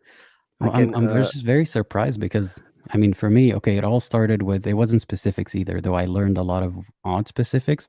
In my mind, it was always a deficiency on my part. It was like, okay, you don't understand it. That's God said there's a lot of things you won't understand, or when I grow older, maybe like I'll seek those questions again or the answers for those. Mm, But I also started from a philosophical point of view before I even knew what philosophy meant. So that's not to say that I'm as well read on philosophy as you. I really don't think I am. But the questioning had to do with like predestination and free will yeah, and yeah. the fairness of heaven and hell and things like that. But I I, wanted I, Islam to be the truth. I've never met someone who actually says I was questioning Islam because I wanted to do whatever I wanted. So you started from a point of belief and you were looking for an excuse not to follow the rules that you know are true. No, I didn't know them to be true. I just grew up in them. So, when you grow in a family that is Muslim, you just take what is given to you as, like, that's how it Mhm. is.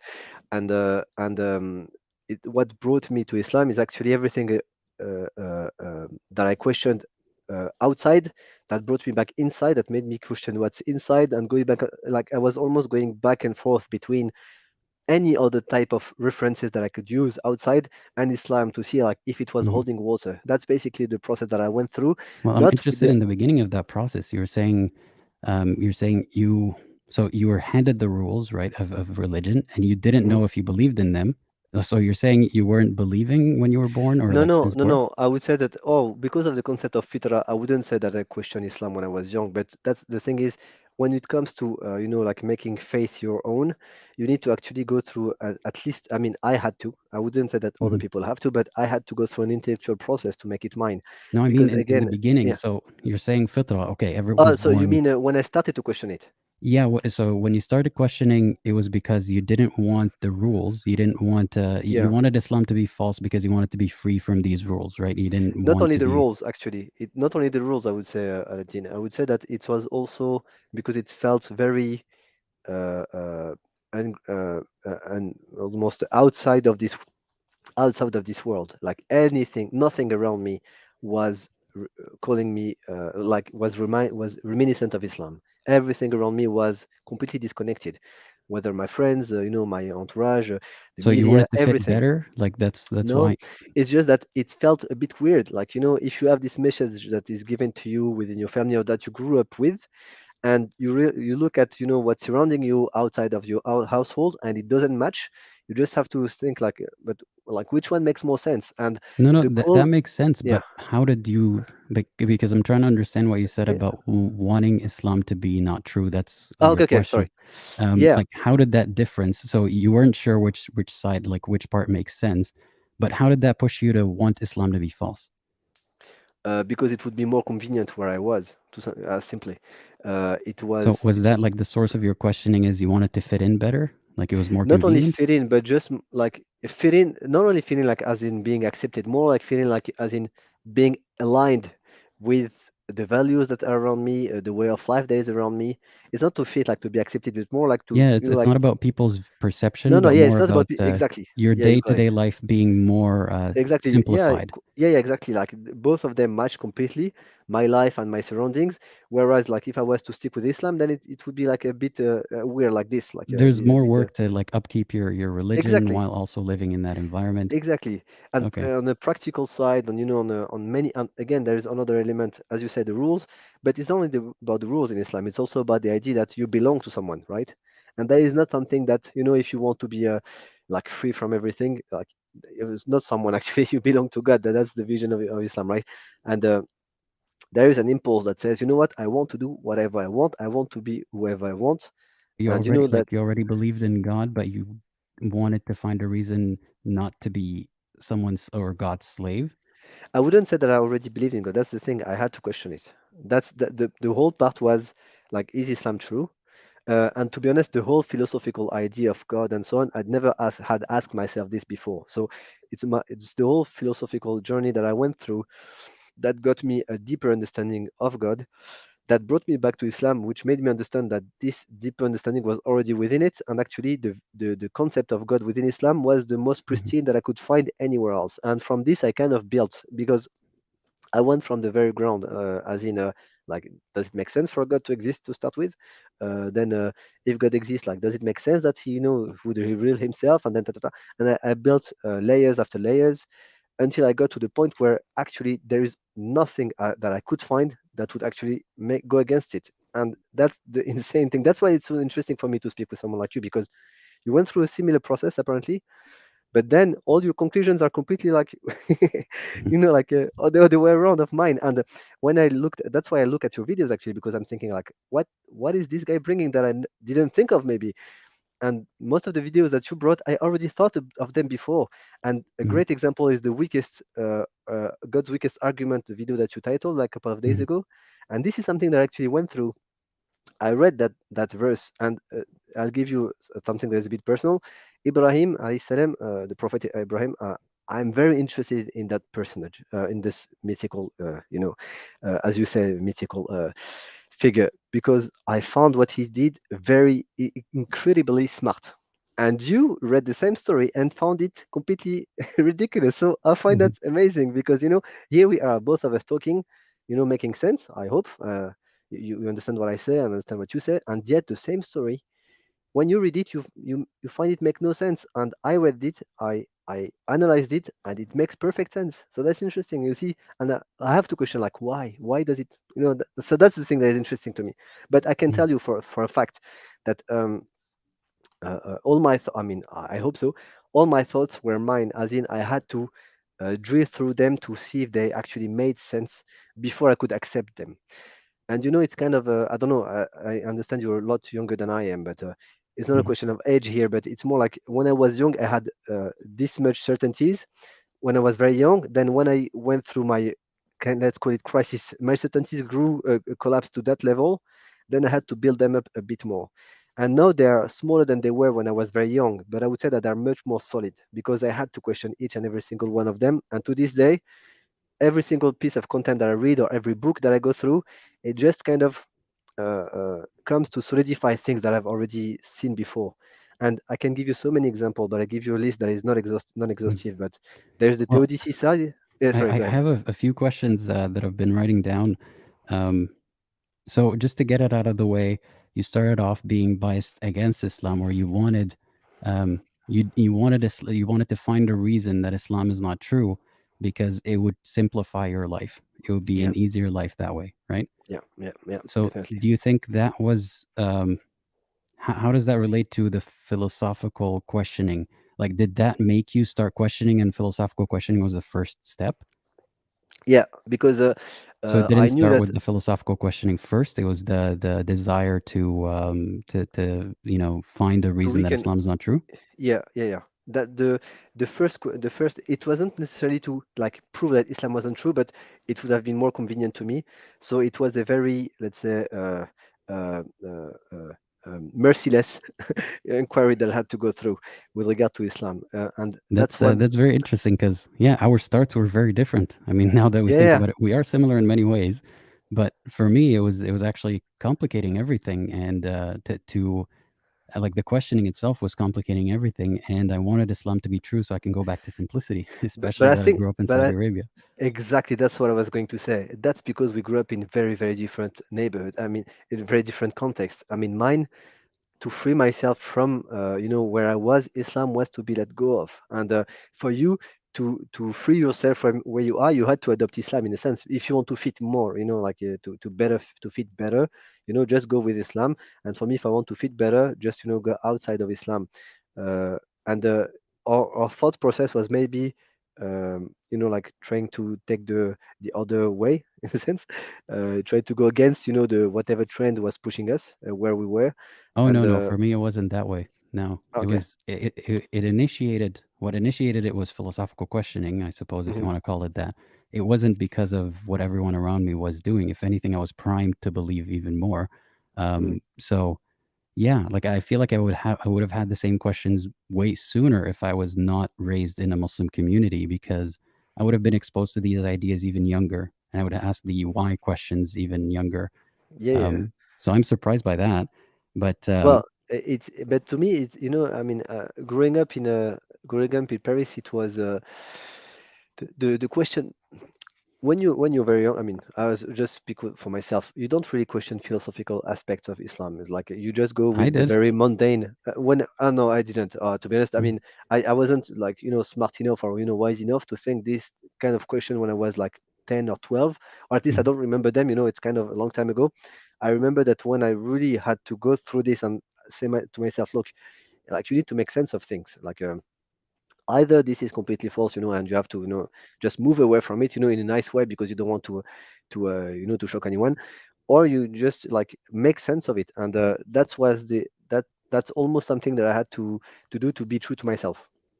So Okay. it was not a difficult process at all. I didn't have any pain. Actually, I was so happy that I went through it because it was so interesting. Again, I would never have read a lot of the authors that I went through, or a lot of the thoughts that I had to like come up with, if I didn't have this need.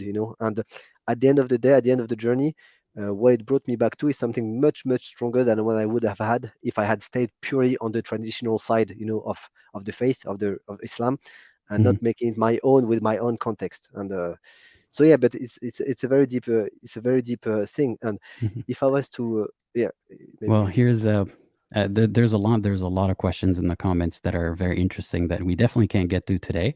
Like we want to get your thoughts on a lot of topics specifically. So I'll probably have to have a stream just specifically for you. It's a Um, pleasure. but what was I thinking about? To be honest, man, I don't know how you do to actually speak to me and read the comments. I mean, I'm barely able to actually, like make this conversation make sense. So I'm hoping I'm I'm, not missing anything you're saying. That's why I'm writing stuff down as well. at least it doesn't seem that way at all. So if you're missing things, you're good at hiding it. Thanks. But Well, yeah. here's something that I wanted to ask you. Two questions, and I want to move on to the next caller after that, just because they've been waiting as well. Yeah, But sure. uh, two questions, and I'm going to list them first, and then we'll talk about each one. One of them is the classic. So, if you had started somewhere else aside from Islam, do you think you would have arrived there? And the other one, this one I had earlier on when we were talking, um, and did you have a lot of rationalizations for example, when God said something with simplicity, or the author of the Quran says something simple, that would be a question like, do you not think then you would extrapolate from that and you think God meant this is or the invitation to bring proof that's more about thinking and more about rationalization and philosophy. Do you think that these are all ad hoc rationalizations, basically? Like you're trying to make it make sense rather than extrapolating from the actual content itself? And because that is how people sound when they get into philosophy, because a lot of very simple things in the Quran are sort of, I don't want to say twisted, but like represented in that way to make sense today.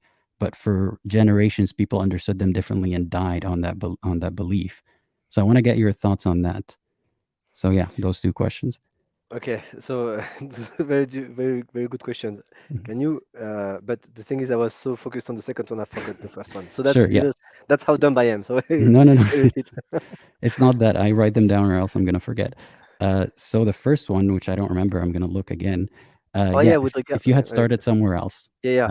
So that's a yeah. very I find that very strange question because if I had started somewhere else, then I would be someone else, right? But I'll tell you this for something that is the most important thing to me, which is again, thank God, I have a brain and I try to use it and to be as truthful as I can. The only thing that matters to me is the truth. Wherever it leads me, I will go. That's the main thing that actually guided me. Again, I was telling you, I'm 38 now. For the last 20 years, that's how I've been for everything in my life. So I would hope that wherever I would have started, as long as I have this quest for truth, I would have ended up at Islam. And I would think that's the way. For example, I've read the Bible. A lot of Muslims haven't. A lot of Christians haven't. I went through all the beliefs just to try to understand how like their internal coherence, if they made sense, if they answered the deep questions that I had. And uh, I, I I have to I have to emphasize the fact that for all of them, I found Islam to make more sense to me. But I cannot deny the fact that maybe the fact that I was brought up in a Muslim family already kind of almost programmed my thinking. But I don't think that's the way because I've discussed with so many people that are not Muslims. Almost everyone around me is not a Muslim. And when we talk and we have an exchange on the pure rational elements, I find that, and most of them agree with me on a lot of the points that I bring. Wait, I What gotta I say ask, makes a are lot of those sense. people religious and philosophical, or are they not? I would say that they are definitely philosophical, as in Okay. they studied in the same place that I did, and they're fairly intellectual, and they're not deeply interested, in the whole meaning of life type of things. But when I bring them the element that I think about, there we have a good back and forth, and that pushes me to like go deeper in my thinking. And actually, at the end of the conversation, what I end up with is yeah, it kind of solidifies it, and I would say again, I emphasize this. I'm really interested in truth. I'm not about, Islam for me has value only because it is the Mhm. truth to me, Well, I as want in to rephrase it because, okay, what you said was really good. You said you're interested in the truth, and you obviously believe that Islam is the ultimate truth. And yeah, if you honestly question it and think about it and search, you're gonna find it if you actually go down that journey, right? yeah. So, I wouldn't say that like mhm. this is something for me, right? If I was to keep on this journey, of course, I mean, with my mind, I would have gone through like, oh, okay, so what does what does the Jewish religion says, what does the Christian religion say, what does atheism say, because I already went, I mean, when I tell you that I read through like Richard Dawkins, like Christopher Hitchens, all these people that I listened to 15 years ago. It was because I wanted to make sense of like what is their alternative, what are the alternatives that I have. and Mhm. and so I would like to say that wherever I would have started from, I would have gone through all these different stages, and I think that at the end I would have gotten to the same place. But I cannot prove it because I'm me. Yeah. Well, I, And I so want to yeah, rephrase it that way because I'm curious to know what you think about this. So if that's the case, how come more people aren't going through this journey and converting? Is it because of dishonesty or um, or people who do go down on that journey, the number, like the percentage of them who would find Islam, even if they went down that kind of questioning, is not even close to the majority. So what does that say about the truthfulness of Islam or the objectivity of that truthfulness? That's a good question, and I, my limited answer. I would say that it's not by the number of people that I would judge something to be true or false. When I said that I went through, Christianity or Judaism and so on, it's because these are the different alternatives. If you go to the Hindu faith or the Buddhism, each and every single one of them, I had a criteria that I had to look into. Does it make sense of the universe? Does it answer the purpose of life? This kind of thing. Is it internally coherent? Blah blah blah.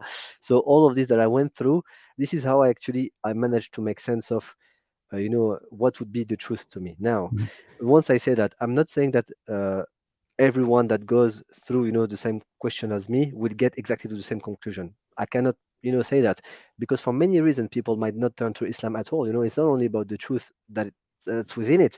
There are so many layers that you have to remove before you actually get to that. Well, the reason why I care about numbers here is that let's put it this way.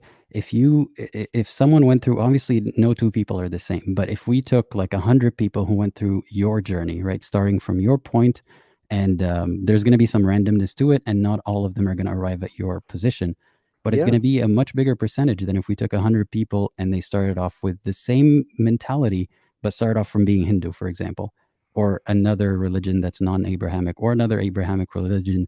The percentages will definitely be more skewed that, the people who end up in Islam are the ones who started off with it, even if the pursuit is the same. So, that means that seed of like the beginning does affect the end, even like it affects what the ultimate truth is to them. It's possible. I wouldn't be able to be honest. That wouldn't surprise me, because statistically, we know that when people grow up in the faith, most of them, they would end up, in the same faith. They would die on the same faith. So I would say that statistically, you're right. But that's not. I mean, to me, it's not a problem. Or to Islam, it's not a problem, because Islam doesn't claim that most of humanity has to be Muslim, or must be Muslim, or the criteria for the truth of Islam is the number of people that follow it. Even if tomorrow all the Muslims would die, whether it's true or not wouldn't change. Like, if Islam is false, if the whole of that's not humanity... exactly what I mean by the numbers, though. Yeah, the numbers don't tell the truthfulness, but like I'm thinking about it as kind of an experiment, right? And it's about the percentages. Yeah, it's about the percentages, and not just the people in the world, but people put in this specific situation. The percentage will always have to do with the beginning, right? And what does that say about their personality and their how good of a person they are, their virtue? To be honest, to me, it wouldn't say anything about how good of a person they are, their virtue, because again, it supposes that we are completely able to free ourselves from any kind of preconceived ideas. Again, I told you that I gave myself some criteria to read to find the truth, but maybe someone with a Hindu background would have completely different set of criteria. Maybe his criteria would be to be like the truth has to be like several gods, layers of gods, with maybe that's the criteria that we'll have to look into. But to me, but if it's not about how good of a person you are, isn't that the criteria that God uses, or part of the criteria that God uses in judgment? No, not too much. No, there are two questions, because I think that there are two parts here. When you say how good of a person you are, meaning, and there is one definition of what being good means in Islam. Being good means that you believe in God and you do good things. Like that's in the Quran it's always paired. No, we're talking about outside of the belief in God part, like the previous example we're talking about. And if they don't end up believing in Allah, if they end up believing in something else, you said it doesn't necessarily make them a bad person, or it doesn't speak to their goodness, right? No. I mean, at least for me, I wouldn't be able that it does. No, God will be able to. God will actually be able to say. I know you can't make the judgment for God, but I'm saying from an Islamic point of view in general, for a generic case. Yeah, but Islam doesn't say that would make them a bad person. The only thing that Islam is very clear. What is a bad person is a person that actually sees the glimmer of truth that is within Islam and just chooses to reject it because he just doesn't want to submit to it. That is what. So the people in that example that we're talking about that went through your journey, did they see the glimmer of that truth? Well, if they didn't end up Muslim, then I would say no. If they're honest and truthful, then I would say no. That's the thing that makes the most sense. So they would be spared from hell if they're good people? But that's what Islam says, actually. That's not what I said. Allah says that, I don't remember the sentence, but the verse, but it says something like, we will not like submit anyone to torture without having sent them a messenger, or for them without them having received the message. But having received the message doesn't mean that you just heard on the radio the word Islam and then you didn't immediately convert. It has to be something like It was about the acknowledging. messenger, right? It wasn't about the message. Yeah, the messenger. Yeah. yeah. حتى نبعث رسولا. So Yeah. it's about the messenger, but the messenger brings the message, right? And today, I mean, But the today, message of Islam is worldwide known, is right? not literal, right? Like the word the messenger today is meant, or I suppose that's as in the Muhammad. message. So. Yeah, that's Muhammad, but it also means Islam as a message. It's not because just you've the heard of messenger, Islam. but the message could be the messenger. The message could be the messenger. Because God uses the word messenger, right? Yeah, Rasulah. Yeah, so it's the messenger himself. But the idea that Islam has been sold, because before Muhammad alayhi salam, all the other prophets were sent to various people, not the whole mankind. At least that's in the Islamic understanding. Christian, of course, would say that Jesus was sent to mankind. But for us, Muhammad was, Jesus wasn't. He was sent to the tribe of Israel. So my point being that when it comes to Islam is supposed to be a message for the whole world, but doesn't mean that as soon as you hear it, immediately you are accountable in front of God if you don't immediately convert. That is not the message of Islam. I've never heard, at least, a Muslim say that's how we understand kuffar. Kuffar means, again, you know that better than me, because your Arabic is, I think, levels above mine. But kafara, right, means to cover, to cover up. Yeah. This idea is very beautiful because it's not, it's translated in English as disbeliever or unbeliever. It's very poor word. The true sense of kafara is much more. It's much deeper, and it's also brings an understanding that you have to acknowledge as well, which is, it's when you actually see something, but you choose to cover it. That's where you become a. We're going to talk about that again, that topic later. Yeah. But With pleasure. a thought that I had about that is, before that you were talking about kafara. Man, I lost my train of thought. Sorry, just give me 1 second. Okay. It's gone. It's gone. If I remember it, I'll ask you. But I know there are some questions here for you that people were asking, and I've put a couple of aside. Unless you had a thought you wanted to finish here. You know what? If you allow me, I would like to expose to you. Can we have a few more minutes? Sure. Like 2 to 3. I'll try to make it short because I really wanted to pick your brain on this because I really didn't understand it genuinely. Most of you people, I guess, of your audience has seen the video you put on the weakest God's weakest argument. Sure. The example of Namrud and the fact that Ibrahim alayhi salam told him, like, my God brings the sun from the east, bring it from the west. And I think, I mean, again, man, I have to ponder, like, this is such a slam dunk because, okay, he could have said something like, you know what, bring the sun from the west. That's it. Without saying, my God, bring it from the east, bring it from the west. He could have said only the second part. It would have been the same defeater in terms of logic, because immediately it shows that this guy is not God. That is exactly the purpose that he wanted to get to, which is remind everyone that God is not someone that you can walk around and see, like see on the side of the street. It is someone that is beyond all of this. So when he says, my God brings the sun from the east, what he means by that is that my God is the one that is beyond, that is behind everything, right? And you're not. So here's a proof, here's a challenge. Immediately make it come from the west. And I found that very good. What if I apply that challenge to Islam? What if I ask, like, what if anyone, how people were asking the Prophet for miracles, and multiple times the Prophet Muhammad would say, inni ma'akum min as-sabirin, I'm waiting with you. God decides when to do a miracle. So what if Namrud had said, I'm God, I decide when to bring the sun from the east. You don't get to tell me what to do. But that's the thing. Don't forget that just before that, Namrud actually took the challenge. So he already set a precedent. He doesn't have to take both challenges. Yeah, but that's the thing. That's where you make the doubt appear. Why did you take the first one and not the second one? Everyone in the audience would have to say, oh, look, he took the one that is any human could have taken, like spare a guy and kill the other. But he didn't take the only one that actually he couldn't. Like, you cannot. You know what? Like, honestly, I don't even think. The bigger problem with that, the whole two challenges is that no real person in real life, who's not, an idiot, would answer that way. Like he would know, Why? like for example, "Ana uhyi wa umit," I bring life and take it away. That is Yeah. not what bringing life means, right? But let's say that person is very stubborn and whatnot, and he was just making fun, whatever it may be, and he killed one and left the other. But the whole sun part, like I said, um, what if I turn that challenge around to Islam? Like Islam has never really demonstrated physically anything, at least not to this generation. What if I say, then bring the sun from the east, But from the west? that's okay. I'll give you two answers. I will answer to the first place. I very much disagree with the idea that only an idiot would actually bring that challenge. I think you really, because you're too reasonable, you really underestimate how arrogant people can get. And No, if no, you have a I king believe that that it could happen, but why would Allah use the silliest, easiest, low-hanging fruit examples? Like, why because didn't He bring?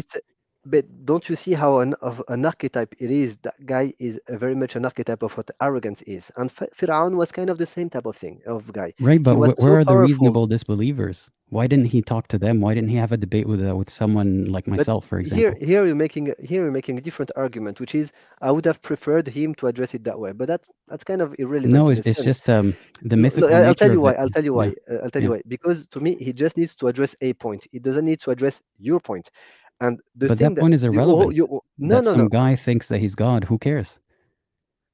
But that's because that's okay. So maybe you're not familiar with the idea that a lot of, I mean, every single one of us here has a god in a sense of Islam, Oh, meaning we yeah. submit to something, right? I don't, You can go ahead. I'm Yeah. not saying, but what I mean by that is just that we all will all have to follow something, whether it's our passion, whether it's our arrogance or greed or pride or lust, whatever.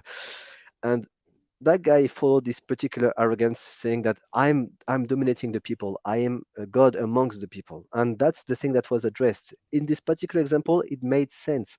I would say to you that okay, he doesn't maybe address the argument that you want him to address at this point, like where are the actual reasonable disbelievers? All right, but where does it say that it has to address only these and not that one? That one No, also exists. it's just that the It's Quran doesn't address these at all. The Quran addresses the very simple, easy to shut down I wouldn't arguments agree. or fights. No, I wouldn't agree. I wouldn't agree. I would say that when it says like again, as I was telling you earlier, فَسِيرُوا فِي الْأَرْضِ فَانْظُرُوا كَيْفَ بَدَأَ الْخَلْقِ. It addresses the scientists, right? Oh, you guys are, like It's not pretending. Oh, addressing it. It's just pointing to creationism, right? It's not really like it's not no, really because actually proving it. It's just saying, no, even the idea of bada al-khalq, how creation started, not how it is today. Like creationism is yeah. the idea that the world came about that way, right? But the idea that bada that went through, like it started, so it went through phases. This idea is something that is much more But I interesting. mean, started, right? Well, Like, it means started, yeah, literally well, how started. do you know it's about the phases and development and evolution rather Because than man, God starting it? that's where you have to think that Aladdin, to me, that's where you have to think more about the Quran. When it says today, see how it started, it has to be about phases. Because Why if you does it can see have how to it's be? because Because you today, already accept that it's the truth, and the only no, meaning it no, would make sense is. no, because it makes sense for us to understand that it's evolved. Because if you can go around and see how it started and it's not how it is today, like that's But that's is that the the idea of version that God phases. created? Didn't God create the earth in how many days? Um, I forgot, but how many days? And then He sat on the throne, right? It was specific. Istawa al arsh. It's not Yeah, really sat on the. He's more established himself on the throne. But yeah, yeah. that's the kind of Christian translation of the same idea. What I would say on this But is like, that how many? It was mentioned in days. How many days? I forgot off the top of my I head. But think I think I think it's a few days, but there are other places in the Quran that says that a day to God is like 1,000 years or 100,000 years to us. So it's not like the day as in the sun goes around the earth once. then Uh, what's the point of mentioning days at all? it's Like, it's about the what sequences. benefit? It's What? about the sequences. It's about the sequences, not about the actual time frame. But I Right, and mean, the we sequence in can that is that God created the earth the and then the universe sky, in sequences. but Yeah, that's not the sequence it happened. no, he established the sky, but depends what you mean by sky, right? If you No, mean by even sky like the the actual earth and then the atmosphere, sky. Yeah, no, that's no, not of how it course, happened. yeah, no, that's how it happens. If you're saying that the atmosphere was here before the Earth was, no, the Earth actually was formed, and then the atmosphere started to form around it like over billions of years. That's how it happened, definitely. If you mean by sky the whole universe, then that's another understanding of the word. But you cannot say that, like the word as-sama refers to the actual universe by definition. We know that But God sama has said different. like السماء الدنيا وزيناها بمصابيح, so put lanterns in it, which is the stars, right? So that's what Yeah, God yeah. means by sama. So God's not talking about the atmosphere. God's talking about at least the first sky out of 7, right? So the Well, sequence isn't even really helpful here. I'll have to look into that one, to be honest, because I don't Okay. remember that in the verse that it says he created the earth, then he created the stars. I never saw that No, verse, I so I'll mean, have to look up. it was the earth and then the sky. And just someone correct me if I'm wrong, but in Yeah, yeah, other yeah, verses, there but was a again, sky. you're saying, yeah, but no, you said the sky and he embellished the sky with the stars. That's what you said. So Yeah. I never saw the verse where he says that he created the earth, then the sky, then embellished the stars with No, the sky with the I don't stars. remember the sequence that way. I'm saying at some point there was a verse about زينا السماء الدنيا بمصابيح وجعلناها رجوما للشياطين and so Yeah, on. yeah, yeah. Okay, so Um, that's another, but but I'm saying the definition of the all word right. sky, right? Yeah, yeah, but that's my That's the point. same Sky sky. has different. No, no, we know that sky has. I mean, sama again has different. It's the same as alamin. It has the alam. It has different meaning at different places of the Quran. But that's kind of exegesis. It's kind of a Like tafsir, yeah tafsir. Yeah, so it's yeah. it's a more of a complex subject, I would say. But like specialists, look into this. But I'm definitely up for like a chat at some point. I've Okay. looked a few of them, and I was more than convinced. I'll give you an example. Uh, no, I don't want to. I don't want to make Mm. the people that are waiting like go to sleep. But I mean, I have many on these elements. I've got so many things with regard to the Quran itself, how it was brought about, and to me, how it made much more sense that you might give it credit for. And the thing that I wanted to mention to you with regard to this weak argument, I think we've been through it. I won't go again on this as a whole, but just to say that to me it made sense. And I accept the point that you say it could have made a meaning about the rational disbelievers, or the normal disbelievers, but that is not the point that you made in your video. In your video, you made the point that this actually makes no sense whatsoever. And I'm saying, to me, and I think that if we take the time, I can definitely again go through it, but I invite you to prove me how what I said made no sense.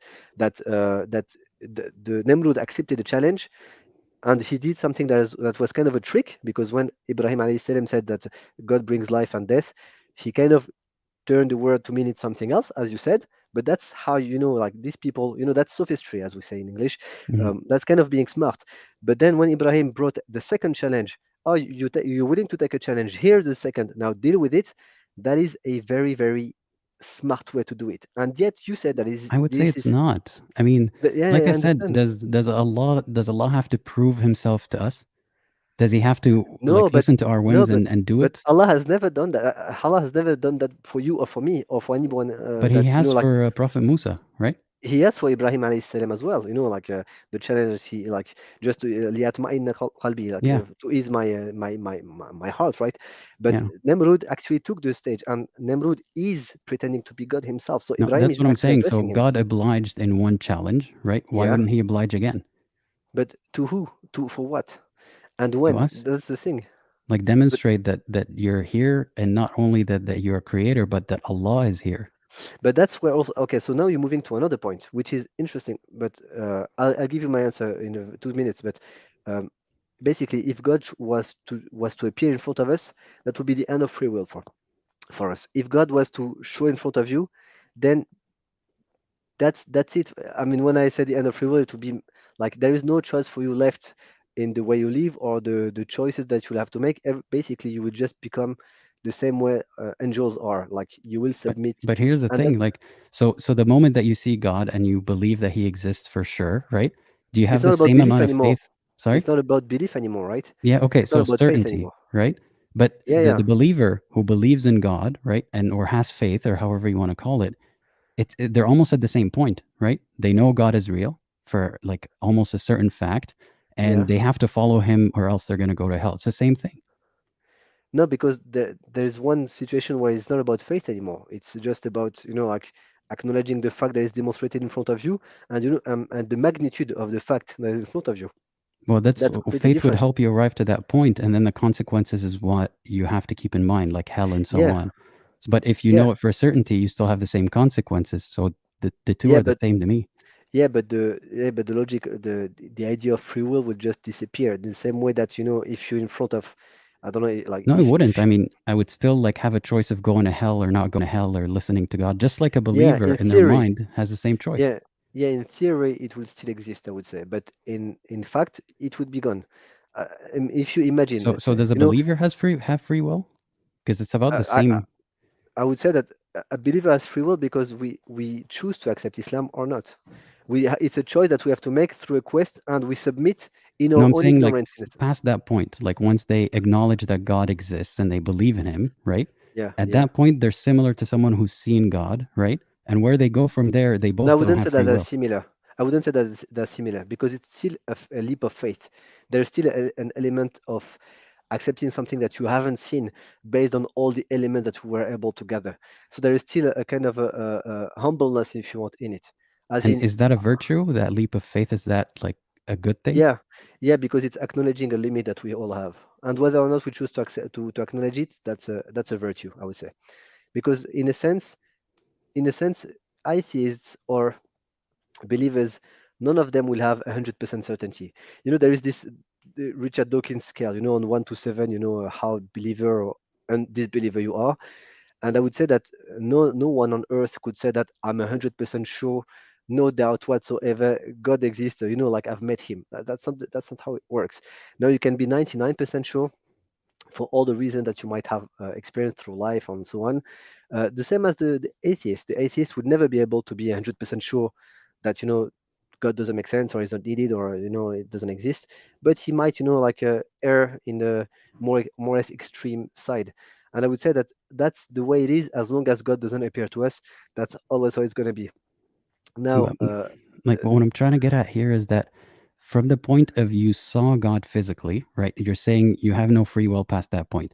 But yeah, if you believe in your heart maybe that that's God is the real, right? maybe that's the wrong sentence. When I said Yeah. you have no free will, what I meant by that, sorry, is that you have no freedom. That's more what I should have said.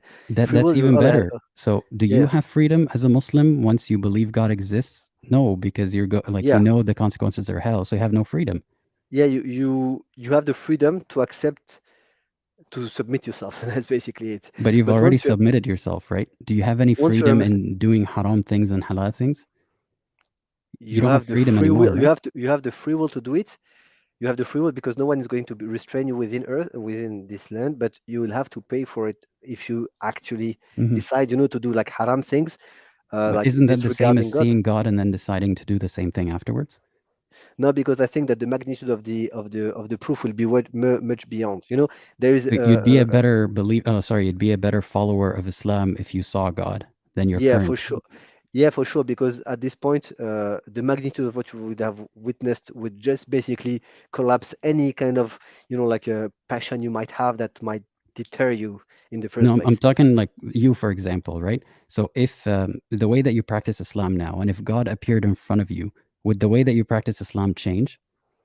Ah, that's an amazing question. Never asked myself this.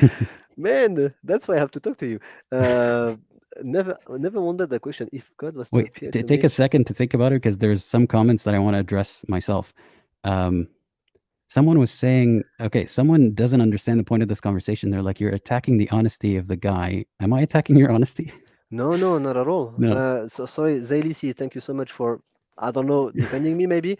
I mean, Yeah. in my view, the way you, again, I'm saying you, knowing we don't share the same faith, the I felt that's what I told you before actually on the Mhm. chat at some point, but I feel more sincerity in a sense in you than most people. So no, no, definitely Thank you. not. I mean, Zailisi, sorry. I Yeah. mean, maybe at some point, I don't know, something in the No, conversation made that it was in weird, the but beginning too. That was before we started having a more like immediate back and forth.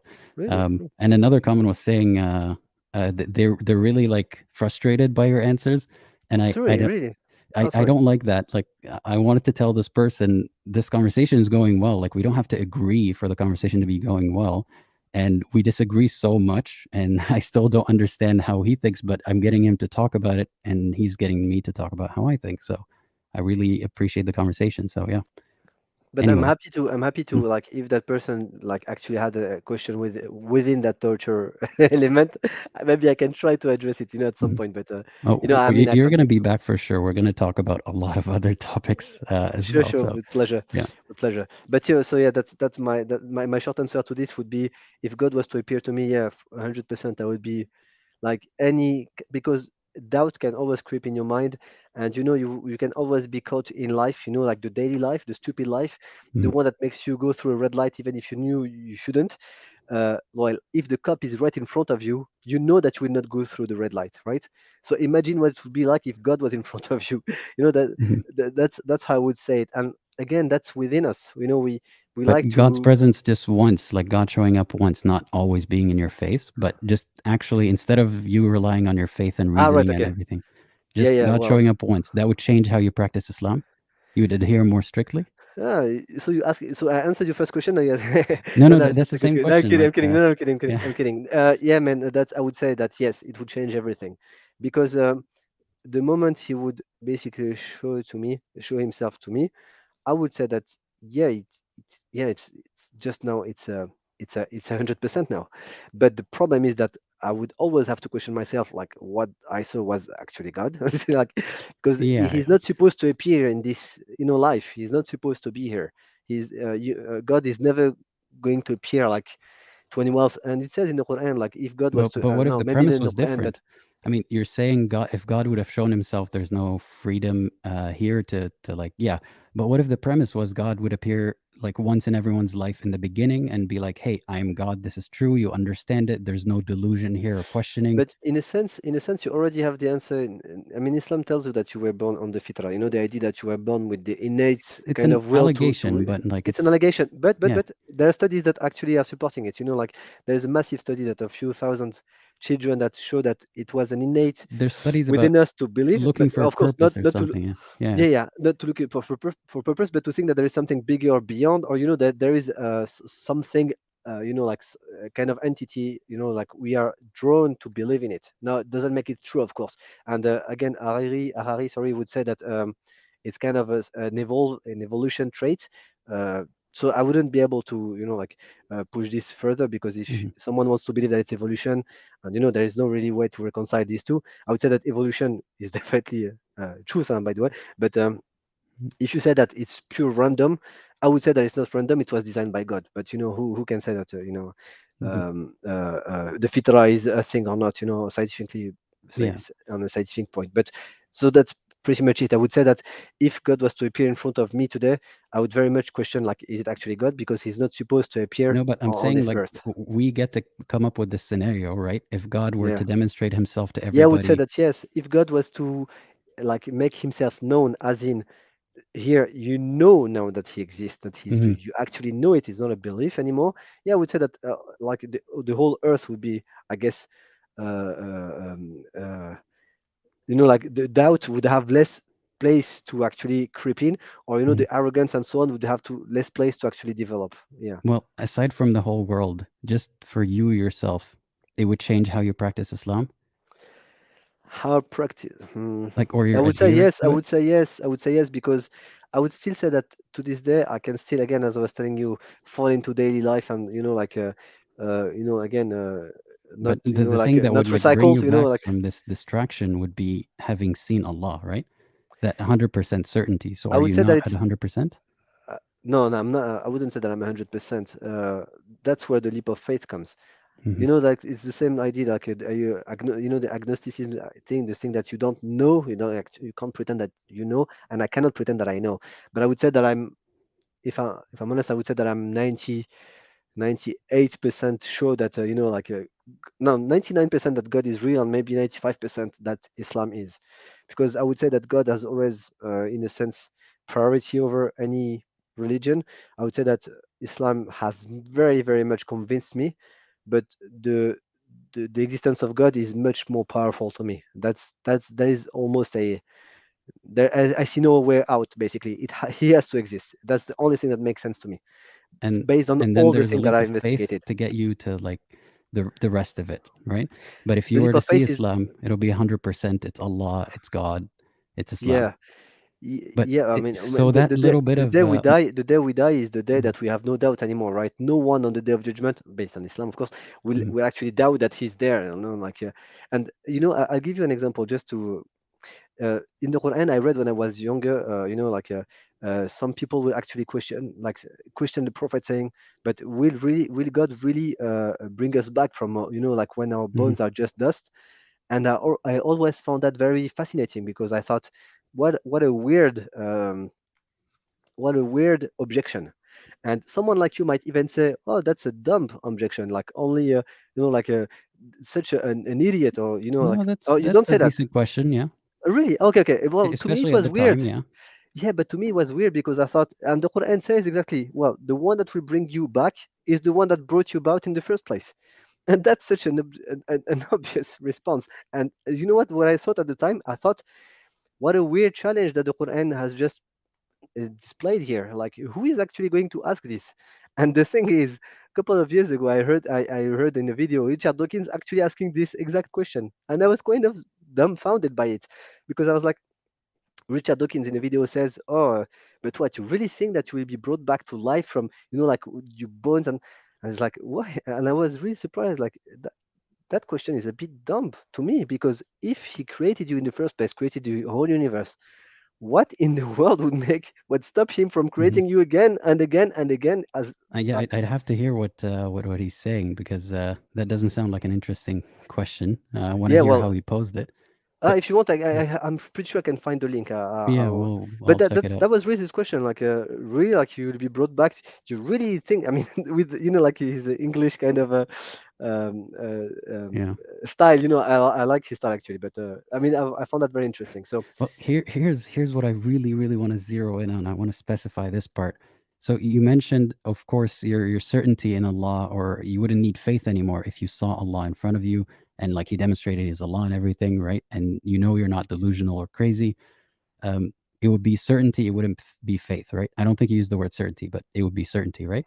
yeah, yeah, yeah.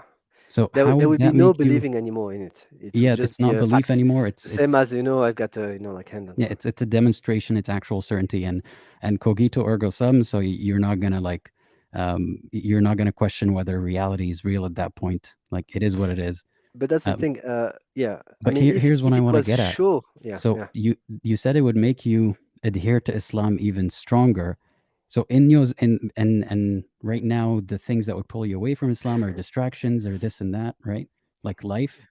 So Yeah. how would that change after God has demonstrated His existence? Like, are you going to be thinking more of the punishment? No, I wouldn't say so.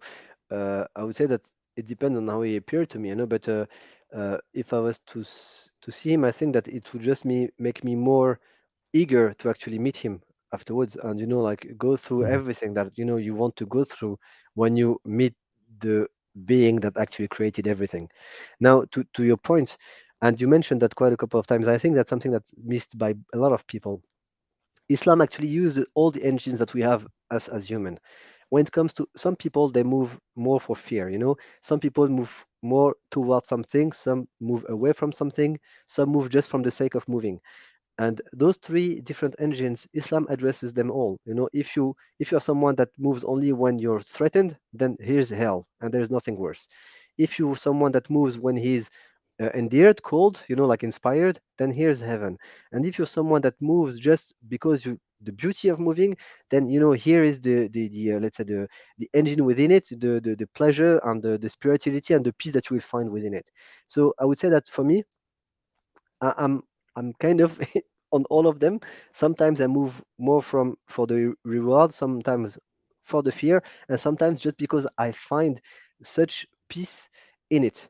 And so, if God was to appear to me, I would say that all of these would rise, or I would be, mm, more eager to meet Him. I would be more motivated, and I would find more peace, and at least in me, like, all doubt would be erased once and for all. And maybe even the hell would actually kind of disappear, because again, I mean, once the one and the second engine are full power, then hell kind of like loses a bit of its strength, because heaven is real now.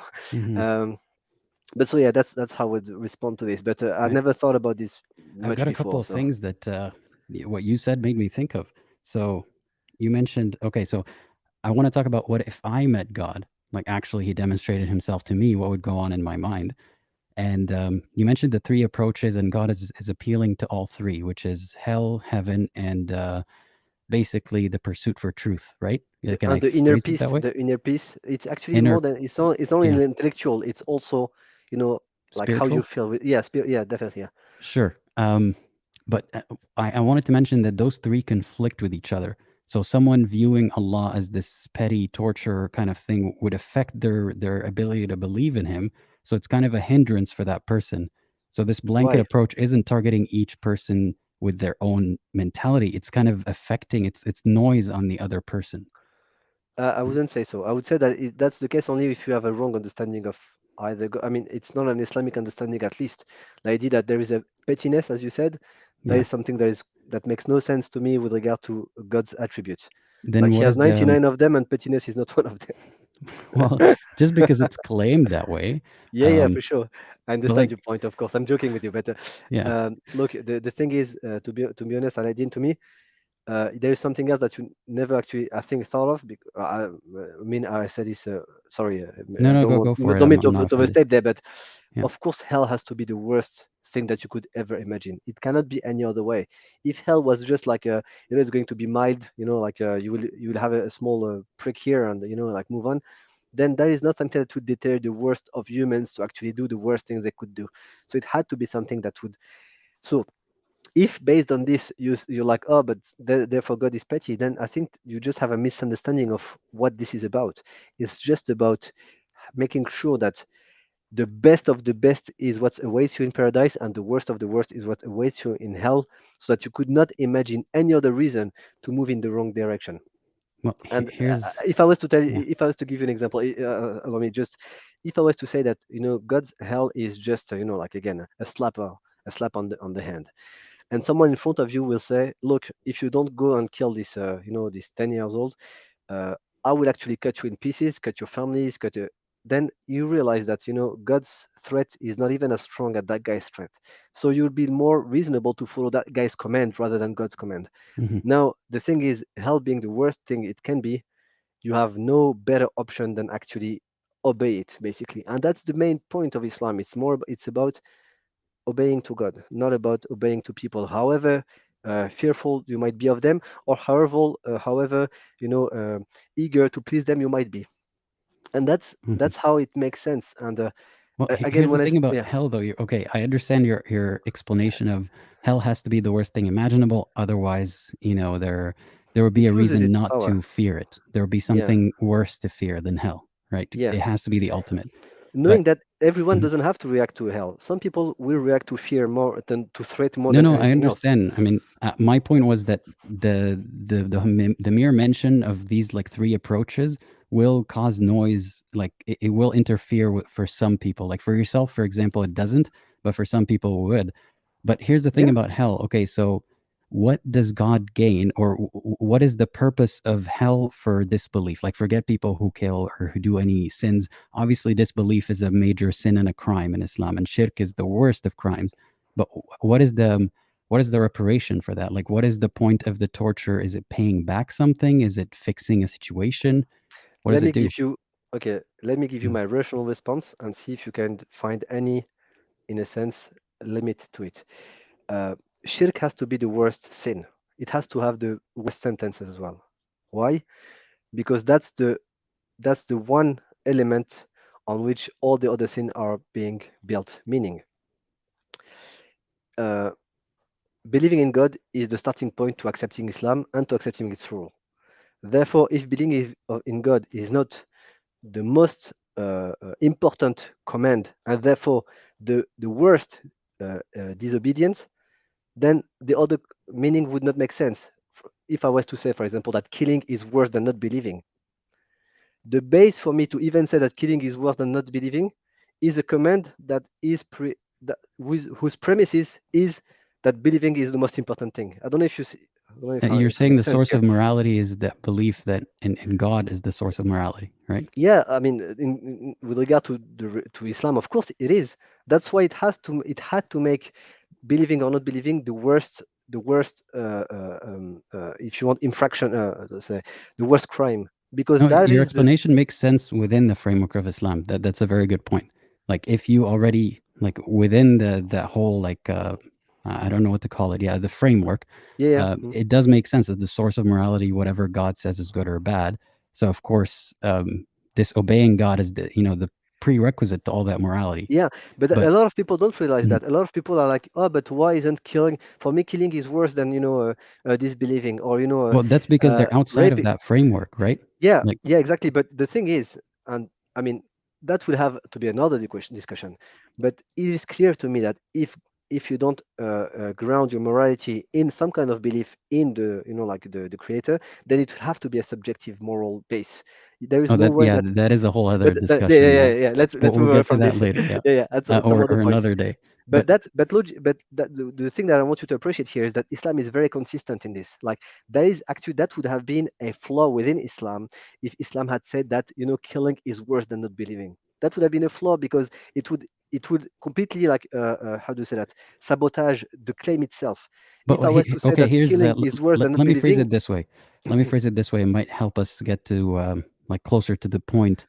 If if someone kind of follows the same morality as Islam, right? Pretty much everything except for the belief in God part. So they Mhm. haven't. The only thing that they've broken is the prerequisite to all this, the source of all this morality. Yeah, But the yeah. morality they followed, what harm have they caused? Like that they deserve punishment for? Is it harm to But Allah? that's the thing. The thing is, the truth is that Aladdin, if you don't know that, let me tell you, no one says that they have made a harm to Allah. I mean, no Muslims thinks that Allah has Yeah, no, suffered. no, I understand. So, what That's is the the first thing. The second punishment thing, fixing, that's or the what is thing. it? Yeah, The Islam doesn't say that these people will be punished. It doesn't say that someone that did all the good things but just didn't believe in God in Islam will be punished. It says that people who actively reject Islam will be punished. So if you're telling me, oh, if someone is really good to his neighbor and so on, but he truthfully rejected God, which is kind of what you're getting at, I guess, mhm. then yeah, to Islam, to Allah, He's made the worst of of of, But of crimes. who is being But harmed here?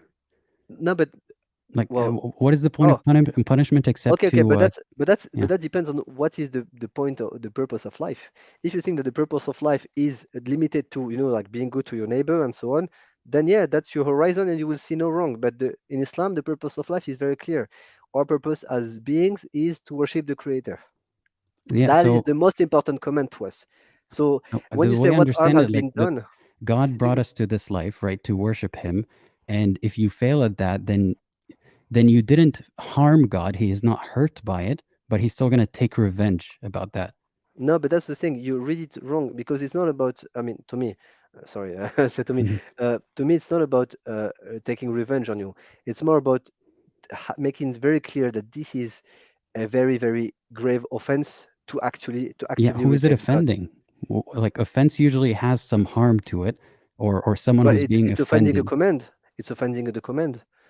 So, It so doesn't. what is the point of this whole You're saying dilemma to it's begin like. with? But I think I think that you're making here a moral mistake. I think you're thinking that moral let's say crimes only occur when someone is crimed upon in a sense, but that crimed upon, that's not the sentence, but someone Yeah, is like, hurt, yeah, yeah. but that's not the definition of crime. That's not a crime is just basically Can going there be a against a victimless rule. crime? Not even yourself, like a victimless crime? I would say so, yeah. You might be but that's the thing, you might be the victim of your crime without acknowledging it. Yeah, but what is What the we what's you, the crime against myself here that deserves me being punished for it? Like, what you're am I going getting against harmed by not believing, except by the you punishment itself? you're going against what you're supposed to be doing. That is the crime. The crime is Yeah, but that what you're I'm saying, supposed to like, be. what is the crime? Who is the crime against? Against Allah, right? But that's the thing. Again, you're trying to frame it as. I mean, if I understand correctly, you're trying to say that if no one is hurt, then there is no crime. But I'm saying that you're the one that is making a crime against yourself. And that's what Islam says. That's what the Quran says. Like they have wronged themselves. So the wrong is against themselves as people. Now you might be like, oh, but if I choose to wrong myself. But again, Islam here is very internally coherent. What it says is that you don't belong to yourself. Islam tells you that you do not belong to yourself. You have free will. You can choose to obey or not obey, but you do not belong to yourself. You belong to God, and therefore, what you're supposed to do is what your honor is supposed to be doing, and that Well, is let how me. we treat everything around Okay. us. Here's an example of a crime, Uh, for example. Like, yeah, let's use a tattoo, for example, or maybe not a tattoo. Um, let's say, for example, a certain drug, right? I'm not yeah. condoning drug use on this stream. I'm just saying, let's say you take a certain drug. Neither am I. Yeah, I'm just making that disclaimer. Let's say you take a certain drug, and it's not going to harm anyone around you, and you're not going to harm anyone except yourself. Yeah. And then do you think it's productive to then be punished for that drug that you took and harmed yourself with? You know what? I think I'll give you the answer. I would say that punishing you, if it stops you from taking more drugs, then that's No, but giving you a like it's service. over. Like I'm past taking, like there's no more of that drug on earth. Like it was just one pill. I took it and I harmed myself with it, and then it's done, Yeah, and I but can't do that again. yeah, but that's where I'm sending you back to the first element that I gave you. If the rule of not taking the drug is also going to be the rule that will prevent you from doing all the harmful thing, then it has to be something that is punished. Will Otherwise, like none disbelief cause you to do harmful things? it But can. that's That's harmful the thing to point. other people. We're just trying to isolate like the crime against God alone. But you taking the premise that you're taking is wrong, because once you do not believe, no one can say what you will be doing. You might be ending up doing good things. You might end up doing the worst things of all. And the thing is, once we say that, oh, but disbelieving is not harmful, let it go, then you just open the door to any, No, base that's the definition. whole like moral discussion, but I'm talking about a Yeah, specific case of someone did everything Islamically except for believe in God, right? Like they're a good person and everything. yeah, yeah, The yeah, the yeah, crime is against God's rule or God yeah, himself. yeah, yeah, And you're saying you might be harming yourself by not following that rule, right? yeah, yeah. Okay, That's yeah, the yeah. That's crime what I'm against saying. yourself. The crime is against Yes, Allah and yourself because your purpose is to worship Allah and so on. yeah, And yourself doesn't belong to yourself; you belong to Allah. So by extension, your crime is against Allah. yeah, But yeah. if, like in this analogy, you take that harmful drug and you harmed yourself, knowing that there's going to be consequences if that version is true, that the person knows the consequences and they still do it, and then how productive is it to then harm yourself again as a punishment? What does it achieve at all? But you're taking this example as in it's in a vacuum. But again, that is kind of distorting the thing, because to me, if if you say, okay, but this one was a good guy, so if he was a good guy, so he disbelieves, there's no point in punishing him, even if he actually really rejected Islam.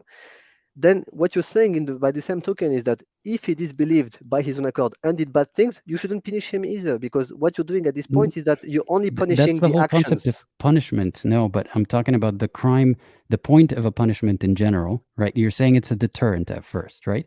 A punishment or a promise of a punishment is a Yeah, deterrent. but that's not the only point, though. The point that I've made is that it's a deterrent, that's for sure. But it's Hmm. also about justice, about the actual crime being made, and that's the whole concept of punishment in Islam. It's a deterrent, it's justice for what is being done. So Like yeah, how is justice achieved when a crime that doesn't hurt God is then punished eternally? Like, what is why does God need to get justice on a story that He already predestined?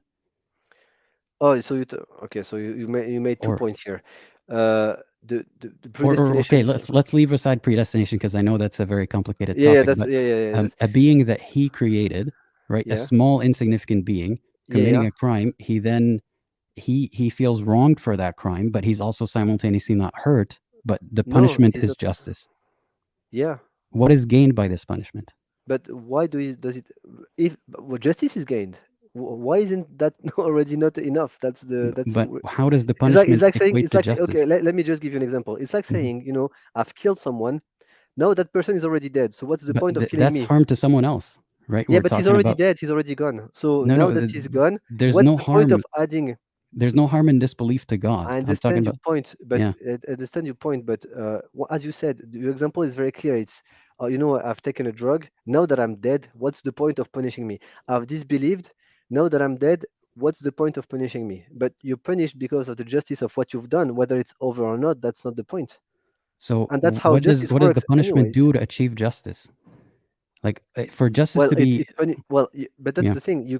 That's the thing that I think you keep on missing is that it's actually very, very wrong to actually know that God created you and choose. That's very precise Well, what I'm that talking case about. doesn't And choose. exist, but It, we're gonna uh, agree uh, to I disagree. would say it's weird because you must know that arrogance exists and people might not want to submit even if they know that there is truth in something. That is again something that you observe every day. And when I say no, I'm not saying we know like I have hands. There is an element of faith in it, of course, but No, that's how the can thing you be that held responsible for not wanting to take a leap of faith that doesn't make sense to you? if you're saying that it actually makes but that's the thing. Islam doesn't say that that's what happened to you, to Mm. someone. It says that if you actually disbelieved, as in you hid, you knew something was true but you chose to cover it. That's what disbelieving is. That's what a kuffar is. Then there is a massive crime being committed there because you reject basically the one who created you, the only one Okay, that you let's owed your presume that life is to. true. I mean, Yeah, I don't think that case ever exists, but let's just presume that is true, right? Let's presume God is in front of me and he says, you should worship me and do all of this, and I do everything which is being good to everybody else except the worship him part. Um, like what does God gain through what does this justice mean for God? Was he but lacking the but justice if you I harmed you him, like you or wronged him? you're phrasing it in a very innocent way, but Mm, I could say exactly the same thing and phrase it like, what, I had my neighbors because I liked it. I have my, I was good to my friend or to my kids.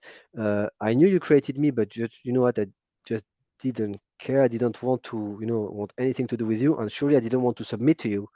So, like go to hell, in a sense. Well, that is mhm. the same thing as you're saying, but it's a lot less nice. Of course, I could say the same. The thing that you have to understand that you could turn anything in a nice way if you want. I could be like, yes, of course, I killed that guy, but like I don't know, I didn't No, feel but good that every day. It example was, you can think of, there's harm. In this example, there's no harm. That's where it but doesn't make sense to you're me. saying that there is no harm, but we don't agree there. I'd say that there is massive harm. Who's being harmed? Yourself to start with. So You again, don't, if and I'm harming myself after the fact, I should be punished for harming myself. That part but doesn't make sense. no, but okay, so.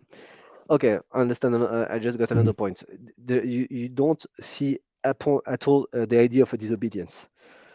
To No, you, no, I understand disobedience the doesn't idea make of sense. disobedience, and I understand like okay, if someone disobeys a law, it's all coming from a point of tyranny more than anything. Like laws exist, for example, for a reason because there's Yeah, harm, yeah. whether it be to But there is a yourself or reason for somebody this else. too. But in this law, it's just God created us to worship Him. Yeah. There is no benefit He gains from it, but No, there's a but lot he of harm decided that to. He's created as a consequence of not doing that. The thing is, he created you with a purpose, like anyone, like anything else he created. He Mhm. decides what we're supposed to do. He tells us what we're supposed to do. Now he gave us free will to know to either go with it or not. Now you said that if there is no victims, there is no crime. But that is not the true definition of a crime. A crime, by definition, is transgressing a rule. That's an important rule, of course. Well, And rules have this to is, make sense, right? but why does it? But if okay, so what you're saying is that not obeying God being a crime doesn't make sense. But that's the thing that I don't really agree with, because not disobeying God is just opening the door to anything. Basically, it is the root cause of all the crimes that you could imagine. Basically. I don't believe that, but Well, but if it's that's the just thing. That's about that's the yeah, question about morality, right? mhm. I mean, if we consider that morality is subjective, of course you would not believe that because you would think that whatever you deem moral is going to be moral. But And we can dismiss all of that with the case of a good person, good in every definition except for but by prayer, yeah, right? yeah, but he happened to be good. He could also have happened to be bad, and Yeah, to no, I'm him it talking would about be the one to the case of the person it would person who be. happened to be good. Yeah, I understood your point, but mine being that he might be good, but the it's like saying, you know what, I've been good. Sorry, again, I use No, no, I an get your example point. you don't You're want me. saying there's a chance it could have turned out differently. There's a chance the Yeah, person could not have. But we're not talking about like, is God covering all the like? That would be unfair to judge that person, because there's a chance other people would have ended up with a different outcome, being a bad person who's a disbeliever. but that's because again the way I think the thing that would make you make it difficult for you to understand is, as long as you consider that not obeying God is not important, or not submitting to God is not important, of course we'll never agree. To me, it is the most important thing is Yeah, obeying that's what God. I'm trying to That understand. Like, not just from your point of view that it is important, but why would God find it to be extremely important to the point of torture? And this is where we make a magnificent circle back to, at some point when things are like, the question is, why did God create us, in a sense? Or, like, couldn't he create us in a different way? Or these type of questions are exactly the type of questions that I don't have answers to. Basically, I don't, meaning that once I acknowledge that, based on all the information that I have, that Islam makes sense, knowing why God created us to worship him, in a sense, that's the question that is behind your question. Cannot answer I that mean, question. No the one, no thing one is, can. you come across you come across something like this, right? And you don't have an answer to it.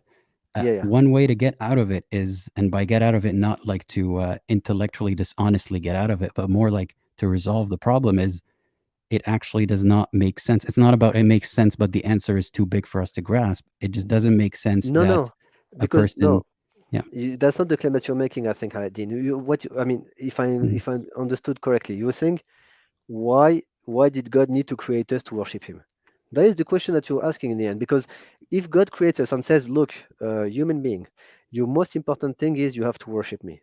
That is the one thing, that is the basis. Now I've given you reasons for this basis to be true, which are within the realm of thinking that we can both of us do, which is that this has to be the base of everything, the worst crimes of all, because that's the one is that is the one command that once you obey it, you can start to build upon all the commands, right? Don't kill Mhm. is a command that is absolute because it is relying on the fact that you believe in God. But what if you Otherwise, have all of these same morals? Like, I are you understand your saying in your point, day-to-day life, you but and I, for example, we that don't is the do, yeah. no, no, that is not. I understand your point, but that is not the point that I'm making here, which is that God. Um, I can give you reasons why believing in God has to be the most important command and the worst of the crimes. This is No, something that what you're saying, I understand that it's that's one generally, point. you're saying generally it's a basis for morality, and generally it's for the best of humanity that they believe in God, so that they have a solid Yeah. basis for these rules. So But that's I'm one talking thing about that is specific within the cases. realm. Yeah. I know, but that's within the realm of thinking that both of us can go through. Now, I move this aside, and you ask another question that is kind of more. I don't know how to say that, but that's even more removed, further away from. More Removed further away abstract, I from guess. us. Yeah, exactly. Yeah, Yeah. which is, but why did God create us to worship Him? Because again, I mean, if we had the answer to that question, maybe we could answer the question as, but why does it matter if we don't worship him? Like that, because if you don't answer to the first question, you cannot answer the second. And the first one, as far as I know, I don't know of the answer Islam-wise, Islamically, sorry. Uh, I don't know the answer to that question. Like, why did God create us to worship Him? But there is a response that I think the Quran says that gives that is he created us because he decided to, in a sense. Like he decided, and once he decided, then he just said, like, be, and here we are. That's basically how it is. But we don't question God. That is not, we don't question as in but why did God do it that way and not that way? That is by definition, that is us projecting us ourselves as if we could, knowing like, if you were God, would you do this? That kind of question is nonsensical to me. We're definitely completely different from him, so trying to make sense of what he does for him beyond Mhm. what he tells us makes no sense. For me, my understanding of what God is twofold. There is the one that is limited to, the scientifical, the universe, the materialistic thing that he came up with.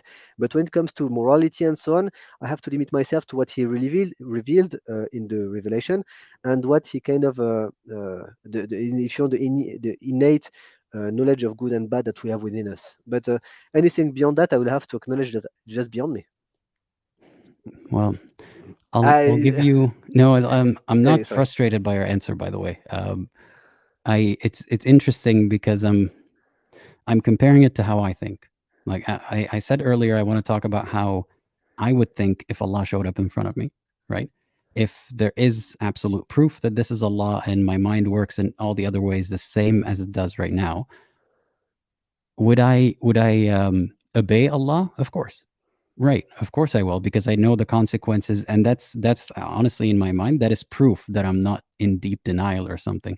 If there's actual, like, if I genuinely believe or I'm certain that Allah exists, then I will obey because I know the consequences. But does that mean I will love him? I don't think so. Like, and that is out of my control. And that's not, as soon as I say that, I'm already thinking of a bunch of the people who are more toxic about this kind of conversation. They'd be like, see, that is the arrogance that Allah talks about. That is the kibriya. That is you think you are better than the creator of the universe. That is not what I'm thinking. I would understand, I would acknowledge, okay, you created me, you understand everything in the universe, you are way better than me. That's not a question. I still don't understand how I'm supposed to love you. Like and that's a thing that he created me with. And that But is my problem here. Like, mm, if God demonstrated himself in front of me, and you made a very good point. You said you would be a better Muslim, and part of it is because, like, or maybe I was projecting this, but part of why I would be a good Muslim at that point is because I want to meet him and ask him more questions. Is yeah, because yeah, I that's want to, also my case. Yeah, yeah, that's also my case. yeah, I picked up on that. I still have a lot more questions, and some of these questions make me not able to love him, not out of malice, but more like I just can't understand what I would perceive as pettiness and oddity. And at the core of it, I think more highly of that being, that Allah character, the creator, the biggest thing outside of the universe. I Yeah, think more highly of it than and for it to Muslims have the do. characteristic of punishing an insignificant thing for the crime of disbelief. Yeah, but I think you really have to appreciate the as I was telling you before, you think for yourself, and that's it's in I mean, it honors you in a sense to say that, you know what, I'm not moving from for the petty thing, as you mentioned it. Mhm. That is something that, I kind of like, I'm not at ease with it, but that's good, because it might be because you are the type of people that type of person, sorry, that moves more, like with regard to rewards and, inspiration and so on, and you don't really like to the fear. And but some people, again, I'm telling you this, even for me, the hell might not be a pleasant concept, and it's not supposed to be. Some people might be saved from hell because hell exists, in a sense, meaning that the threat of hell might be what keeps them on the path. Some people will be really very much inspired by heaven or by meeting God. Some people, and each and every single of the engine that people work with is used by Islam. That's the answer that I think, to me at least, it answers your point about, not, really liking this idea of hell.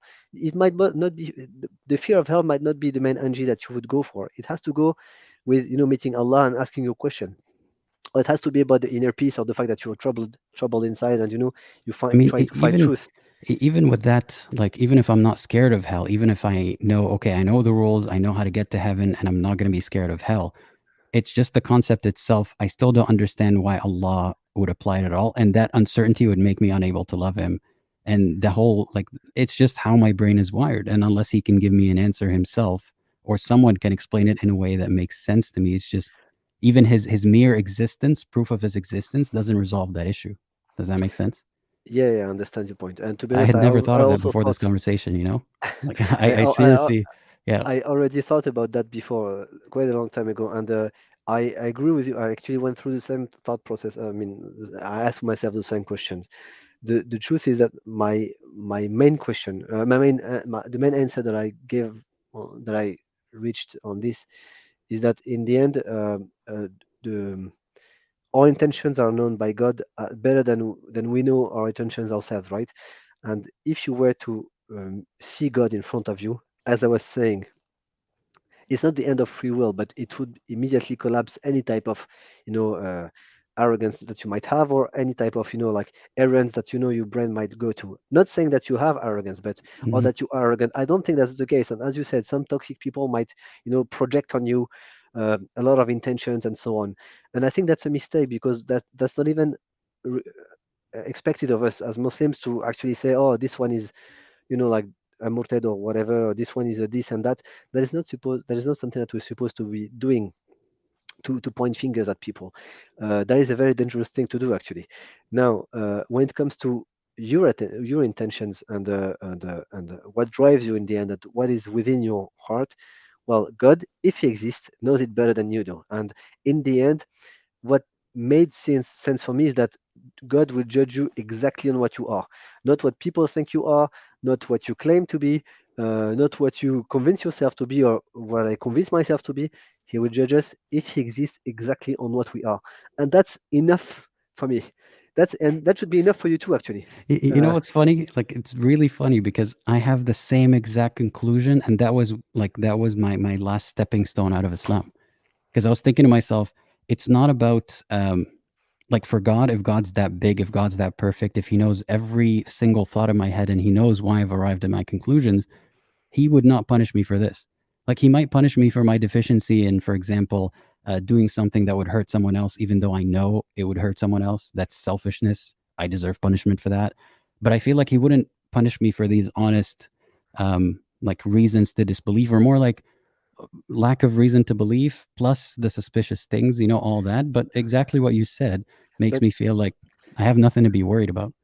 but that's the thing. So here you go. I mean, there is a verse in the Quran that says, وَمَا نَحْنُ لَمَظْلُومِينَ, we will not oppress, or like we will not be unjust, right? We will not be oppressive to people, and that kind of answers the question. I mean, to me at least, it answers it perfectly, which is the point is that God will be just, more just than you could be, more just than you can imagine, and He will also be merciful to the extent that He wants to be. So that's pretty much all there is to say about this. Now, Mhm. of the people that are actually unbelievers or people that actually really lost the faith or really doubted to this extent, God knows exactly what path they went through. If there was a hint of this or that within it, then He will know it better maybe than yourself, and no, surely better than yourself. So that's and there is an element of humility to say, I mean, for us Muslims at least, to say that we do not know what's within people's heart, and therefore we should not judge. Now, saying this, what I'm saying about you, I'm not saying that I'm seeing it about a few other people that have channels online that I found in their commentary to be unjust. Meaning by that at some point I'm like, but it's not possible to actually say this and thinking it's true. Meaning that you need to distort the fact to actually go for it. And I mean, I could tell you from experience, I don't know if I don't think they're intentionally distorting the fact. Maybe you think that I've thought some things through and pushed them out of the way that aren't as good of, I don't know if you'd call it an argument, but I've thought something through that is a very obvious flaw to what they're saying. Is that what you're saying? But I don't think they're doing it intentionally to distort the Islam or anything. I would say Like, they're I convinced that definitely whatever you call no. distortion is how they saw it. The only reason that we're speaking now to you that are actually tuned in or that even follow you, that again, as I was saying, I don't feel Mhm. that at all. When I hear you speaking, I hear the same question that I spoke with myself, and the point that you're bringing are fair in a sense from someone outside who has a question that like he was not able to find good answers to, but he tried. And but you have people, that it's a verse again in the Quran that says that by this book some will be guided and so some will be like pushed aside, if you want, in a sense. And the intention is the core element here. If you want to look at the Quran and find flaws within it and find reasons to not believe, for sure you can find them. You will find what your heart wants to find, in a sense. Now, what you're saying is that what you alluding to is that some people might look for guidance and actually err because of Quran. And what I would say to that is that either they are not misinformed, which is, to be honest, to me is a very massive problem even within the Muslim community, or again, as I was saying, they're just looking for flaws because they do not want this message and what it brings, because it's not only joyful and rainbows and so on. There is harshness to being a Muslim, as in you have to follow a few rules that if you were not Muslim you wouldn't have to follow. You would have to acknowledge the fact that you're a servant to a higher Wait, being, when are you maybe. speaking from your own experience in the beginning of your questioning? Yeah. I mean, That's what yeah, you're yeah, talking but about? Yeah. but I think that's something that again, as I was saying, I know you dismissed that, but No, when I looked at I'm just trying to relate to it, like yeah, that yeah, was what you mentioned in the beginning, yeah, right? it's a full circle. But the thing is, I really think that that's something that's deeply within the Sirah and the Quran as well. The idea that people will reject something if it doesn't suit them. And even if it's the truth, they will try to hide it. That is something that I'm very much convinced of. That you're not, apparently, Mhm. but I am. I have seen it. I see it daily. I see it at work. I see it in life. Like people actually tend to take positions. If we're honest with ourselves, if we remove all interests from the decision, we might have taken a different decision. But because we have interest, because we don't have to renounce to some element of our own identity or our comfort or our position or whatever, we might be tempted to push aside something that might have some truth, but we don't want to hear. And that's a very, very important message to understand. If you and We're I'm definitely saying, going to dedicate a whole stream to that one alone. I yeah, maybe know that, that's yeah, because I still have a lot to say about that, and I understand where you're coming from, but I still want to make sure that we have explored every tangent from there, I because think that yeah, I think that we've been speaking for like yeah, very too long. And I to be want to honest, I'm sorry. apologize. I'm There are sorry. people who like were Yeah, in the waiting room and they left. I'm really sorry. I'm Um, sorry. but this was very interesting, and that's why I didn't want it to end. And I still have like there are some I still have questions that I'm just leaving aside from now, and there are some comments like start comments that I'll ask you before we wrap up. And one thing I want to make clear. So I understand where you're coming from when it comes to like for example, you can't not each human can't judge, and we don't even know how many actual disbelievers there are as described in the Quran and so on. But the thing for me about perfection, which is Islam, is that if you find one issue with One it or flaw. one specific Yeah, case, right, then that's the whole thing.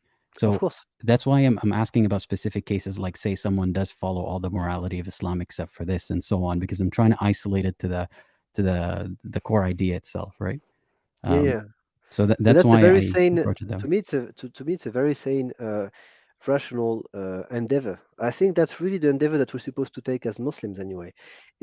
Maybe the point where we differ is that I I acknowledge something, which is that the reason why God created us in that way and maybe not created us like angels. I don't know the answer. I just know that He decided to be so, and that with it came uh, a few elements like disbelieving is the worst crime ever, and this is something that I accept. While you went a bit further, like, yeah, but why make this? And I understand that question, but I also understand that this is way beyond my reach, and this is where we differ, I think. Okay, yeah, I yeah, I think we differ in a bunch of places, but that's one of Yeah, them. yeah, yeah, that's one of Yeah, them. Sorry, yeah. sorry. We're In that particular point, I mean. Yeah, no, no, I'm with you. I'm with you. I'm not like correcting you or anything.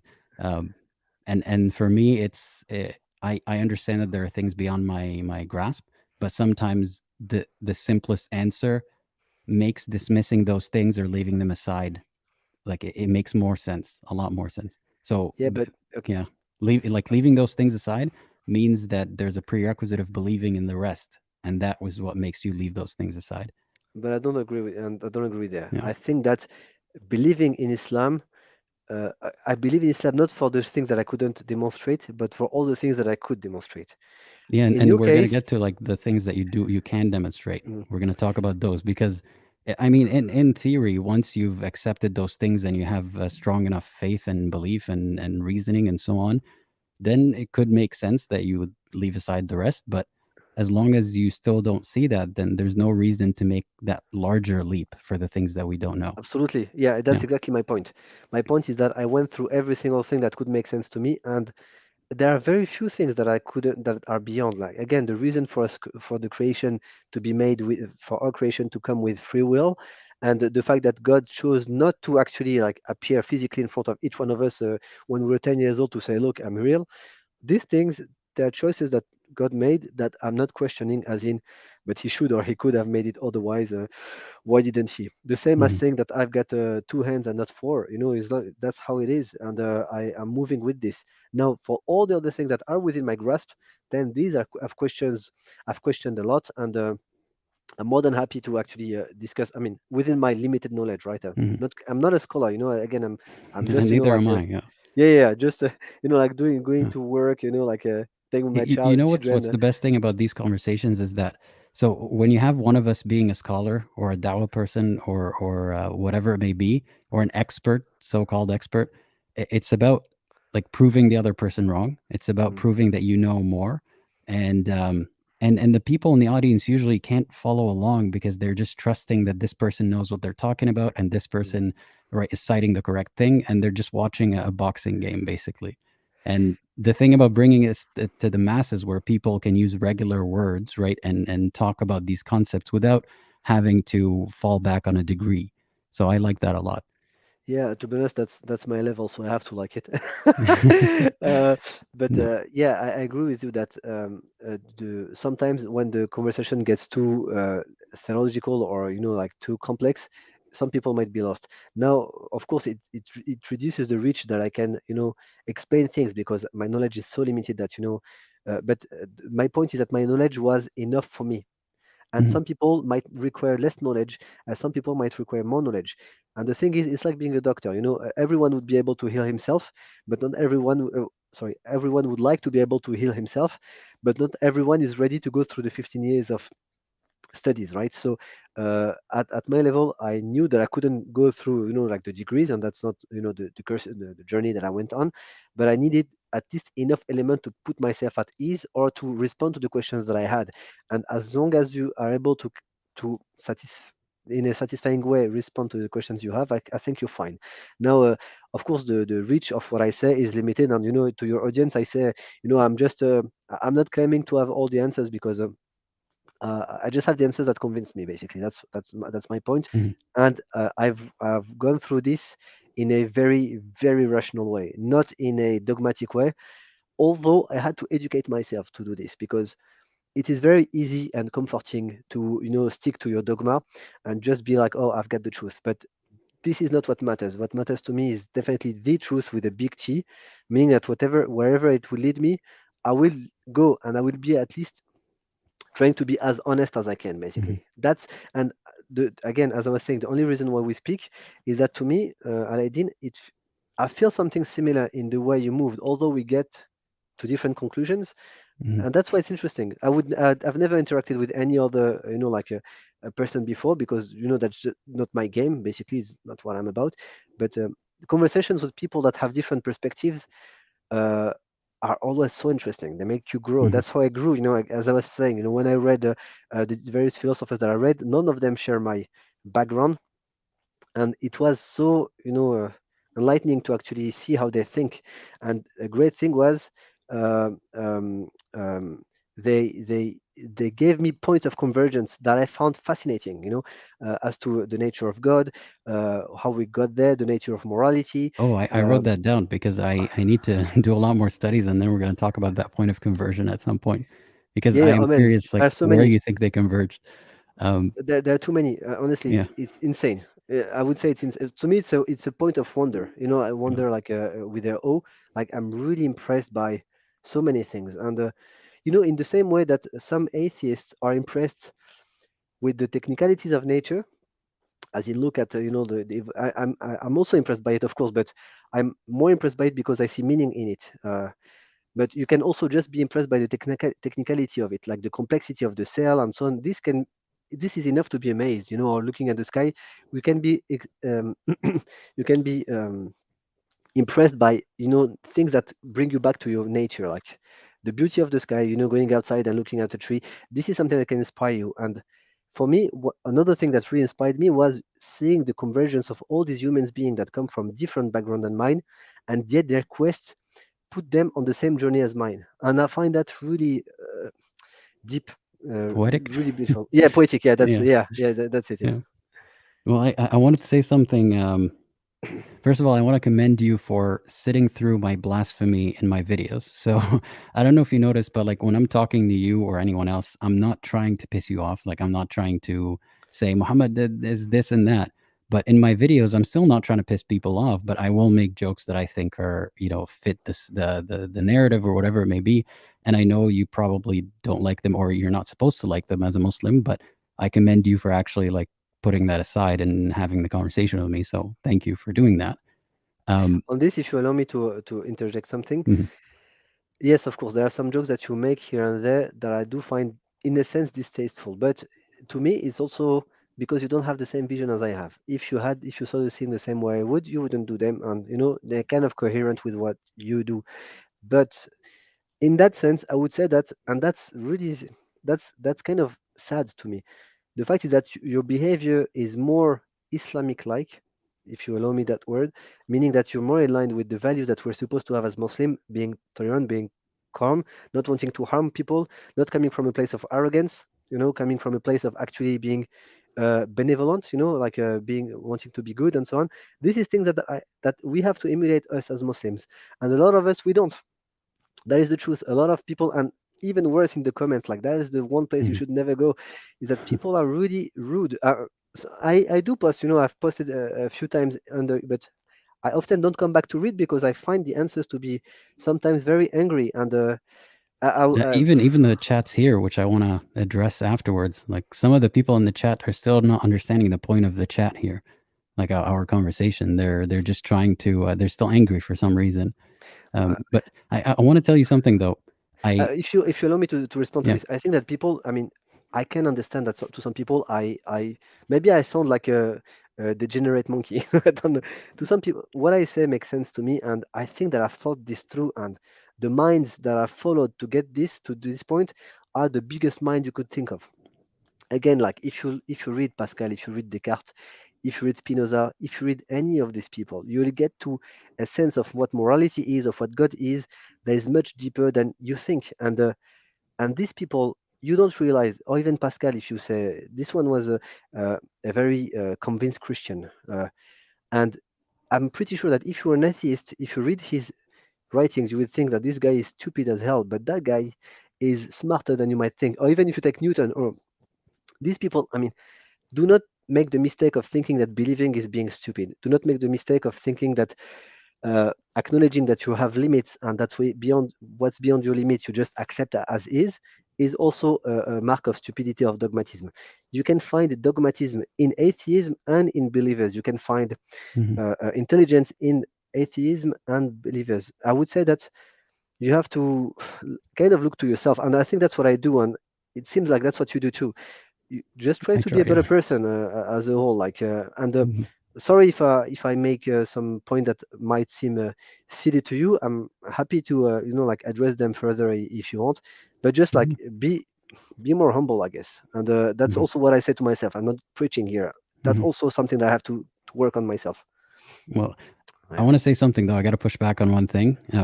I'll say a couple of things and then we'll go to the bookmarked comments and then I will wrap it up there. But we're not done yet, people. I wanted to say you cannot take credit for things like, or Islam should not take credit for things like you said something like the way that I think or behave is very Islamic, and because you see a lot of these good values, right? That whatever values you were listing. But I'm not saying that you do this because of Islam. I'm just saying that they are very much in line with it. No, I understand your point. I just wanted to point out that because of your interpretation of Islam, because of how you are as a person, you find these values in Islam and you believe that this is the Islamic way, or at least that's how I see it from here, So when someone says, like, there's a saying in Arabic, Muslimuna bila Islam, or something like, or Islam bila Muslimun, like you see Islam in this place without Muslims, you see goodness, you see order. And I always found that weird because those people are maybe they're following the same things, but Islam has a lot of other things that could go against the same values. But it seems a little selective to me. You know what I mean? So I understand. I understand what you think, but I so deeply disagree, and I'm very much. But we can discuss that some other point. Yeah, and sometimes I just have to get my thought out so people don't think that I like agreed with a past point. Yeah, of course. Okay, so sorry. I understand you. That's no, I'm with you. And what else? Yeah, there's some people in the comments thinking that I'm frustrated. So there are conversations before that I've had, and I hope you didn't watch some of them because some of them are just brain frying, where the other person's just trying to shout at me, you have no like reason to live, you don't believe in God, and so on and so forth. And that is where I have to exercise patience, and I still have to do the same thing of trying to understand where they're coming from, but also being patient. But in this case, it wasn't any of that. If I'm ever frustrated here, if it may seem that way, it's just that I am frustrated that I'm not following up on every thought I had. It has nothing to do with you or how you're behaving. If anything, it's just a testament to how the conversation keeps going in different directions and not in a bad way. It's more that there's a lot of things to to talk about, right? And every time you give me an answer, there's two questions that I have, and Yeah, they can go in separate directions. that's the nature of things. I mean, Yeah. we're talking about subjects that have so many ramifications that I think a lot of them I haven't really explored to the full extent. I've just gone as far as I needed to actually, Mhm. put myself at ease, as I was saying. And for you, if you go further than me, maybe you'll have questions that I never asked myself, and some other And vice parts have. versa. Yeah, exactly. Yeah. Yeah. So to your audience, I would say that if they think that you're frustrated, it might be because they are frustrated to my answers, which Mhm. I acknowledge. For sure, there is no way that my answer will actually convince. I'm not expecting to convince. Actually, I'm just trying to explain my vision. And I think that you could, as they say, and there is a saying that says it's very difficult to convince someone intelligent. It's almost impossible to convince someone stupid. I'm not calling anyone stupid, but what I mean by that is that Yeah. if you're not ready to hear something, it will always sound like gibberish to you, however simple it might be. And to me, what I'm saying is seems simple. If it seems really gibberish or stupid to you, well, I cannot say that it is stupid because to me it makes sense, Mhm. but it just means that our minds work in such different manner that they just go Yeah. across. And I'm okay with that. Like I'm okay with, Yeah, at the end of the day, even if I don't quite understand how you arrived at that conclusion, like you verbalized it, and I hear you, but I still don't quite get it. That's still fine. At yeah, least yeah, we got a shot at it, you know. yeah, yeah. And what else was I gonna say? Um, Huh. I can't even read my own handwriting. Yeah. So, one more thing. People would keep asking me questions, and one of them that I'm going to bring up, questions about other things in Islam that would go against something that you just said, or or this one, like speak of the devil. It says, please ask how irrational the stories of the Quran and Hadith are, like Noon, uh, Juj wa Majuj, and do they make sense? Thanks. Thank you for the super chat. But what I wanted to mention about that is, for the topic of this stream, I don't like to go on these tangents very much. And especially when it comes to, again, thanks, Nozone, for the super chat, but this is how I want to address it today. Like, let me show you another one that's about the same thing here. If Islam can be logically, intellectually justified, why the need for apostasy or blasphemy law? Or do you have a differing view? Something like this. I have confidence, right? And there's a lot of problematic things in Islam that have to do with women, that have to do with slavery, that have to do with these laws. I have the confidence that based on our conversation, I'm pretty sure your position on them, at least for the time being, for today, is reasonable in terms of like the harm that you would be causing with your opinion is minimal, if anything at all. So I don't see the need to go on these tangents at the moment. It could be interesting to still get your perspective, but that's not the point of this conversation. That's what I wanted to say. Yeah, like because people always seem to think that, for example, you think it's a crime against God to disbelieve, right? Some people would take that and move to another conclusion, which is therefore, anything goes against criminals. Therefore, it's good to take measures to stop people from becoming criminals and spreading that corruption and so on. I have confidence that that's not where you're going with it in your mind. Well, of course, if I knew where you lived, no, I'm kidding. Look, man, I mean that is. I understand why people are asking these questions, but to me it's really weird because I didn't grow up. I grew up in a traditional Sunni family. Again, traditional meaning we actually take the religion seriously, and we never the view that I grew up with, and even of like the sheikhs that we actually listened to, wasn't that blasphemy was actually punishable by death. The case where blasphemy was actually punishable when it was a matter of state, meaning that people would reject Islam and go to the other side and fight and spy. And that's the cases that I know of, because I know of cases where people were actually just rejecting Islam and just move on. Like, oh, you know what? I'm not with you guys anymore. I'm moving back to Mecca. Like that. If blasphemy in and of itself was immediately punishable by death, then no one would have left Medina to go back to Mecca, or like people would have been like slaughtered left and right, because a lot of people left Islam right after the death of the Prophet, as far as Yeah. I know. Now, I'm not saying that this is the Yeah. ultimate knowledge, and I know that there is of the different madhabs, there are a few that thought that like blasphemy in and of itself is immediately punishable by death. That is definitely not the understanding that I have. There is never the understanding that I had before. To be honest, I've never had this understanding. which is why it's only when I started to look at this whole new dawah scene that I heard of this opinion being voiced in that way. And I know that the madhabs have had different visions at different times, but again, these are just people's endeavors, Muslims' endeavors. However, let's say highly ranked they are within the scholars of Islam, it's just humans' opinion. So to me, no, I don't hold this belief at all. To me, Mhm. Well, blasphemy. thanks I for mean, clarifying. It's yeah, not what you hold. Yeah. sorry. Yeah, no, No. but the Quran is kind of, I mean, there it's based on the Hadith. The Quran is kind of is based on the Hadith on a very specific context, the way I understand it. And the Quran says that lakum dinukum waliyadin, or فَمَنْ شَاءَ فَلْيُؤْمِنْ وَمَنْ شَاءَ فَلْيَكْفُرْ. You know Mhm. this better than me, which means to you your faith and to me mine. Or Yeah. whoever wants to believe believes, whoever wants to disbelieve disbelieves. And Well, I just have to this is make it clear clear. cut. I But I you have a don't lot know. of discussion and disagreement there, but the point still stands. You don't believe that it applies to the people where this would actually matter to, and I think that's part of the question that people are asking. What does he think? They want to get your views on this, so it's a valid question. But I was trying to Of remind course, of them course. that, like, when it comes up, sometimes it's not the context that we're talking about. Sometimes it's not as important at the moment. So, like, this person is asking, is saying, Coco Jasmine is saying, those kinds of questions are important. Undermining them like that is just sad. I'm not trying to undermine them, or I believe everyone here is interested in knowing his views. I'm sure they are. It's just that when the conversation is going in a very different direction, sometimes it's not the time for it.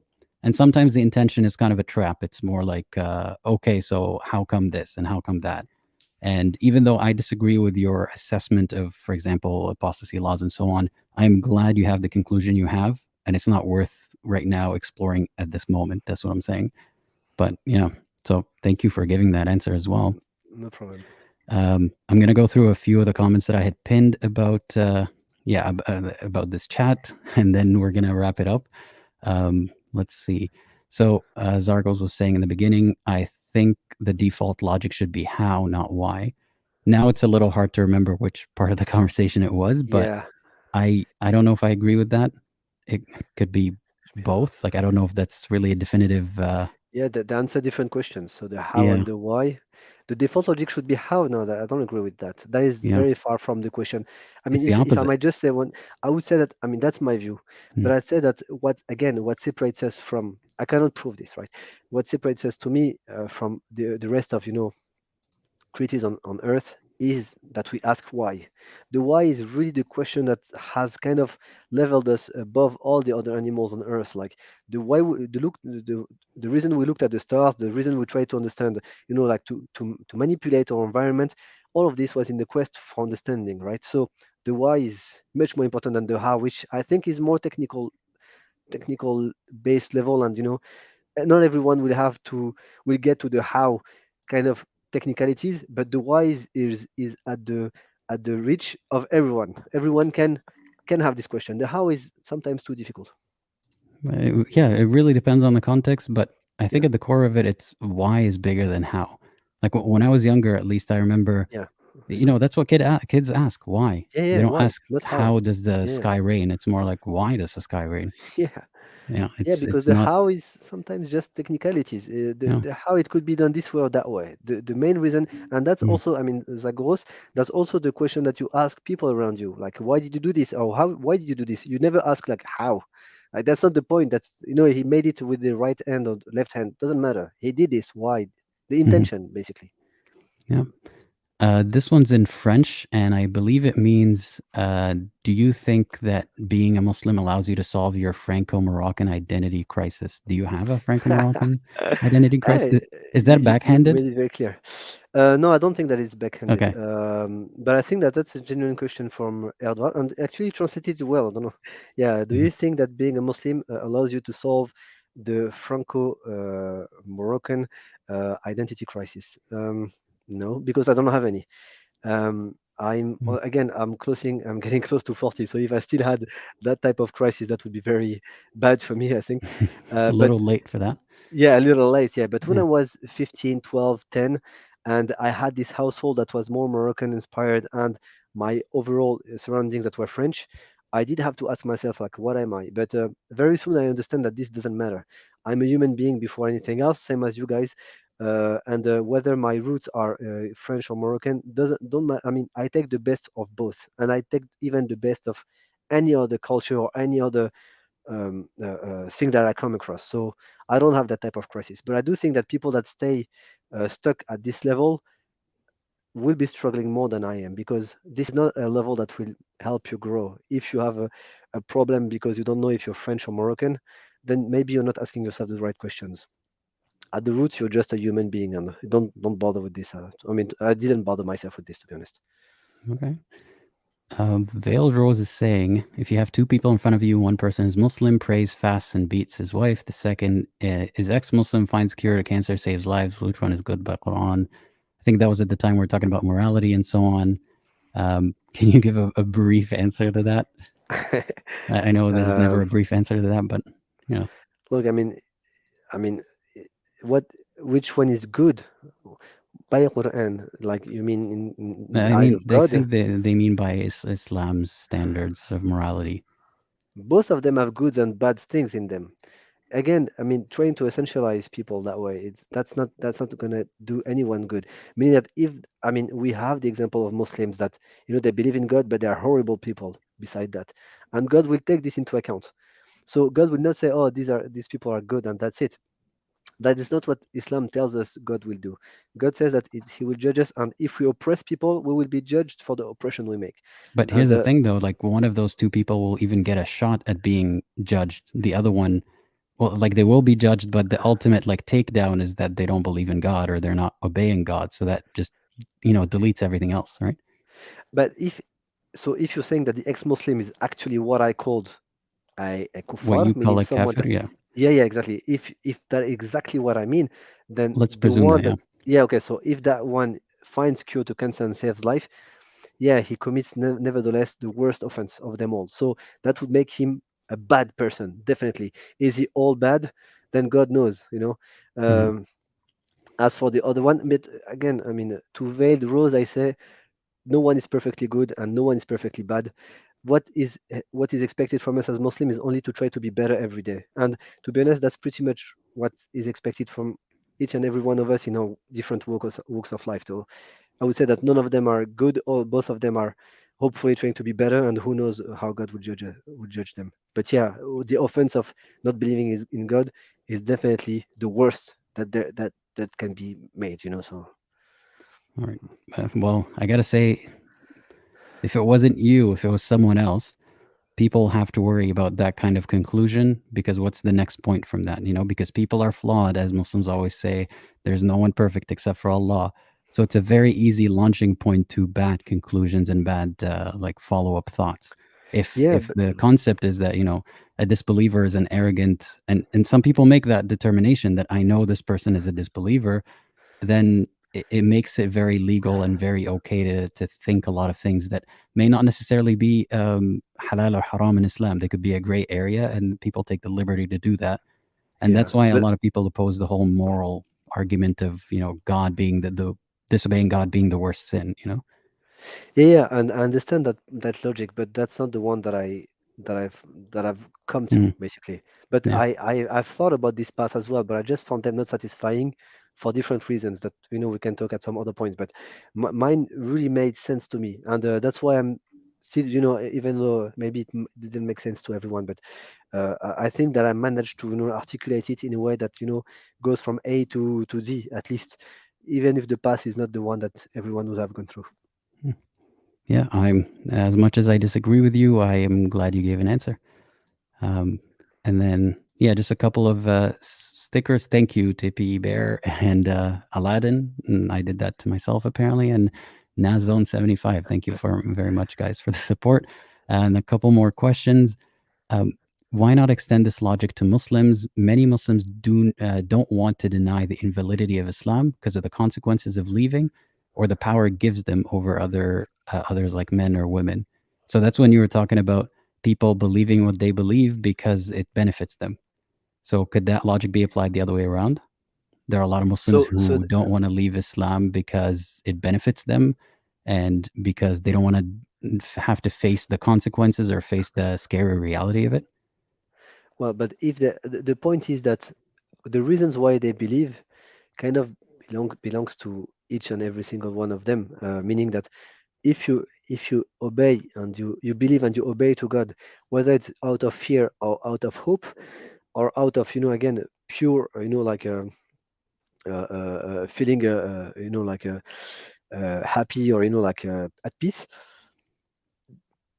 I mean, it's up to you. There's no. I wouldn't say that there is a reason that is better than the other. In the end, and again, I will quote here: the best of us as Muslims, is just the one that has the most piety. It's not the one that does the most good deed, or the one that has the best reason or whatever. It's just the one that puts his heart in the best place to get closer to God and tries to better himself. That's how we're supposed to move. Now, the question is, if someone sticks within Islam for power reasons, then if there is no belief within it, if it's just about it's an opportunity for me to get to power and to hold it, then that's, I mean, that's kind of a hypocrite move, I would say, because then if he pretends to believe just so that he can stay in position of power, then that's just manipulation. And I think that's worse than anything, because I mean, if that guy is acting on a hypocritical or pure selfish reason, then he might not make the best decision for anyone around him. So that's not great. Mhm. But to be honest, Here's I the mean, thing that's about this pretty comment, much it. though.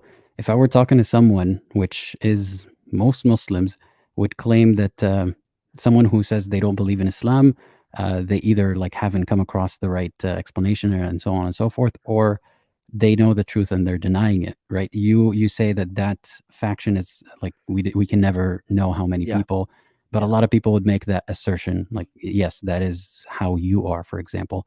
And in that case, this answer would be kind of a rebuttal, like, okay, how about I say that about you? But because you also said that that doesn't apply to everyone, I guess the answer is that doesn't apply to everyone. It could apply to some people. So yeah, yeah, yeah. That's exactly the point. I yeah. mean, it can apply to. I mean, on both sides, quote unquote believers and quote unquote unbelievers, meaning people that appear as such. Who knows who is really what behind, right? And I'm never going to claim that there's that many unbelievers and here they are, and there are that many believers and here they are. I think that at the end of the day, what brings me peace is that God knows that, and it's good because He's the only one who's supposed to judge in between us. And I do not doubt that some Muslims are ill intentioned. Apologize for my accent. It's getting late. It's fine. I mean, it's not bad. It's not good before, but it's getting worse. No, you're But doing fine. but the point is, to me at least, uh, intention, including the intentions of Muslims that try to get power over non-Muslims, or over weaker Muslims, or over the dhimmis or whatever, they will all be judged for what they did. And same as me, I've done wrong before in my life.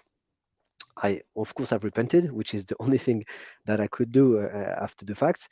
And I do hope that I'm forgiven. That's a promise within Islam, that if you repent with sincerity and so on, then you're just gonna move on fine. Uh, so that's all I can say, is that whether you're Muslim or not, you will be judged for your act.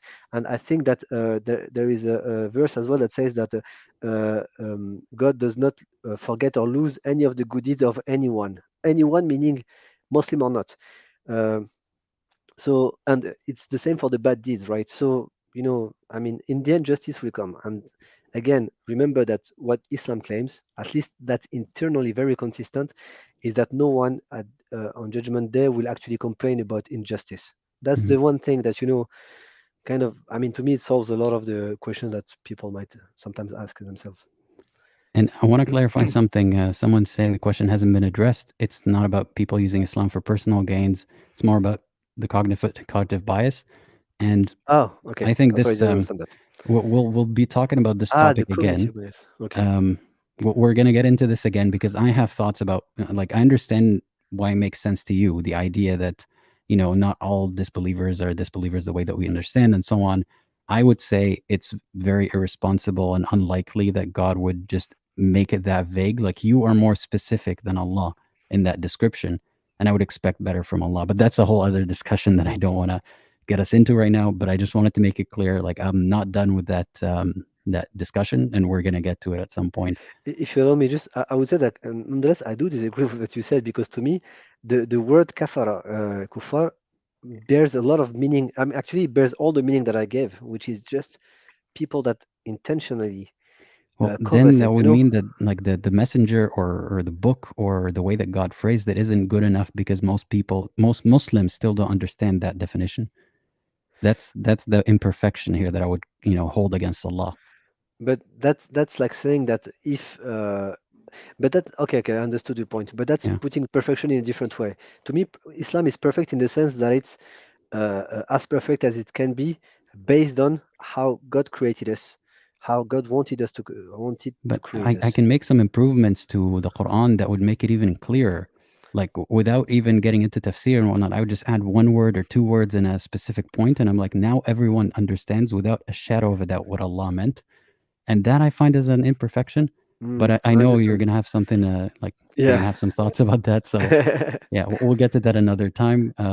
The last thing is the higher evolutionary. Thank you very much. They're saying this has been a great discussion. I agree. I feel So bad wait, for so do I yeah. get $7.5 of this 15? I'll send them sadaqah in your name, sadaqah jariyah. There you go. Mashallah. Okay, Yeah, thank you for that. That's awesome. yeah. Now, I gotta say, to be That's honest, I'm so glad. Like people have been supporting me here, and trust me, it doesn't pay well at all. But I really appreciate anything they support me with, and it's made me. You know what? Someone had asked me this question, and both the support of the people and my answer to this question made me like more try to donate more these days. So I remember someone asked me, "What is something you like about Islam?" Like Islam, some people think once you've left Islam, oh, it all sucks. Everything in Islam sucks. Not really. But one concept that I like was Zakat. zakah, right? Like it's Of course. 2.5% of your stagnant money per year. No one's really like taking the money from you. You don't have to send it to a specific church, like the central church or something. I like that concept. However, there are some things like you can't give zakat to a non-Muslim. Like there's some rules that I don't exactly like. And then I was thinking to myself, well, now that there's no religion telling me to do it, why am I like I could still do it, right? So I just want to remind people in the comments, make sure to give zakat or just charity to causes that actually matter as well. Mm-mm. So just a quick reminder. Yeah. If you allow me, just 2 points here. Mhm. First, I want to remind the people that are not asleep yet that actually most of us Muslims, we don't focus so much on the outward world, meaning that we're not here discussing with people outside of the faith all day. Faith is mainly about within. So zakah, prayer, like fasting, trying to be a better person, trying to, emulate the Prophet in many, many aspects. That is what the religion is about for the vast majority of us. So most of us, we don't address non-believers on a daily basis, and we don't really think of the question that a lot of unbelievers or atheists or like people outside of the faith think.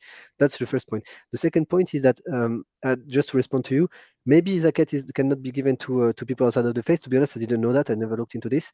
But for sure, we are as Muslims encouraged to help people in need even outside of the faith. So Mhm. that's something that just I wanted to say. We're not absolutely encouraged by the faith to like let the people that are not Muslims, in their pain or whatever. As human beings, we have. I mean, it's just a term. It's the logic of concentric, like circles that are, first your family, then your community, then the neighbors, then the rest of humanity. We're supposed to help and to be helpful to everyone, and that's a reminder to myself as well as to all the Muslims. We're here, we're supposed to be a force for good, right, in the world, although it doesn't show maybe that way sometimes. On a deep level, I think, and to be honest, for the vast majority of Muslims, we do emulate that. And just remember that, including with regard to helping others, that's within the culture, and this culture has been inspired by the religion as well. So sorry, just a side note. I might have some minor disagreements there, but Sorry.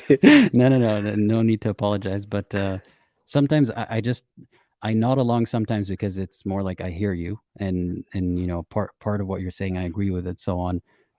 So I just want people to know that there's a lot more that hasn't been spoken about that we will get to at some point.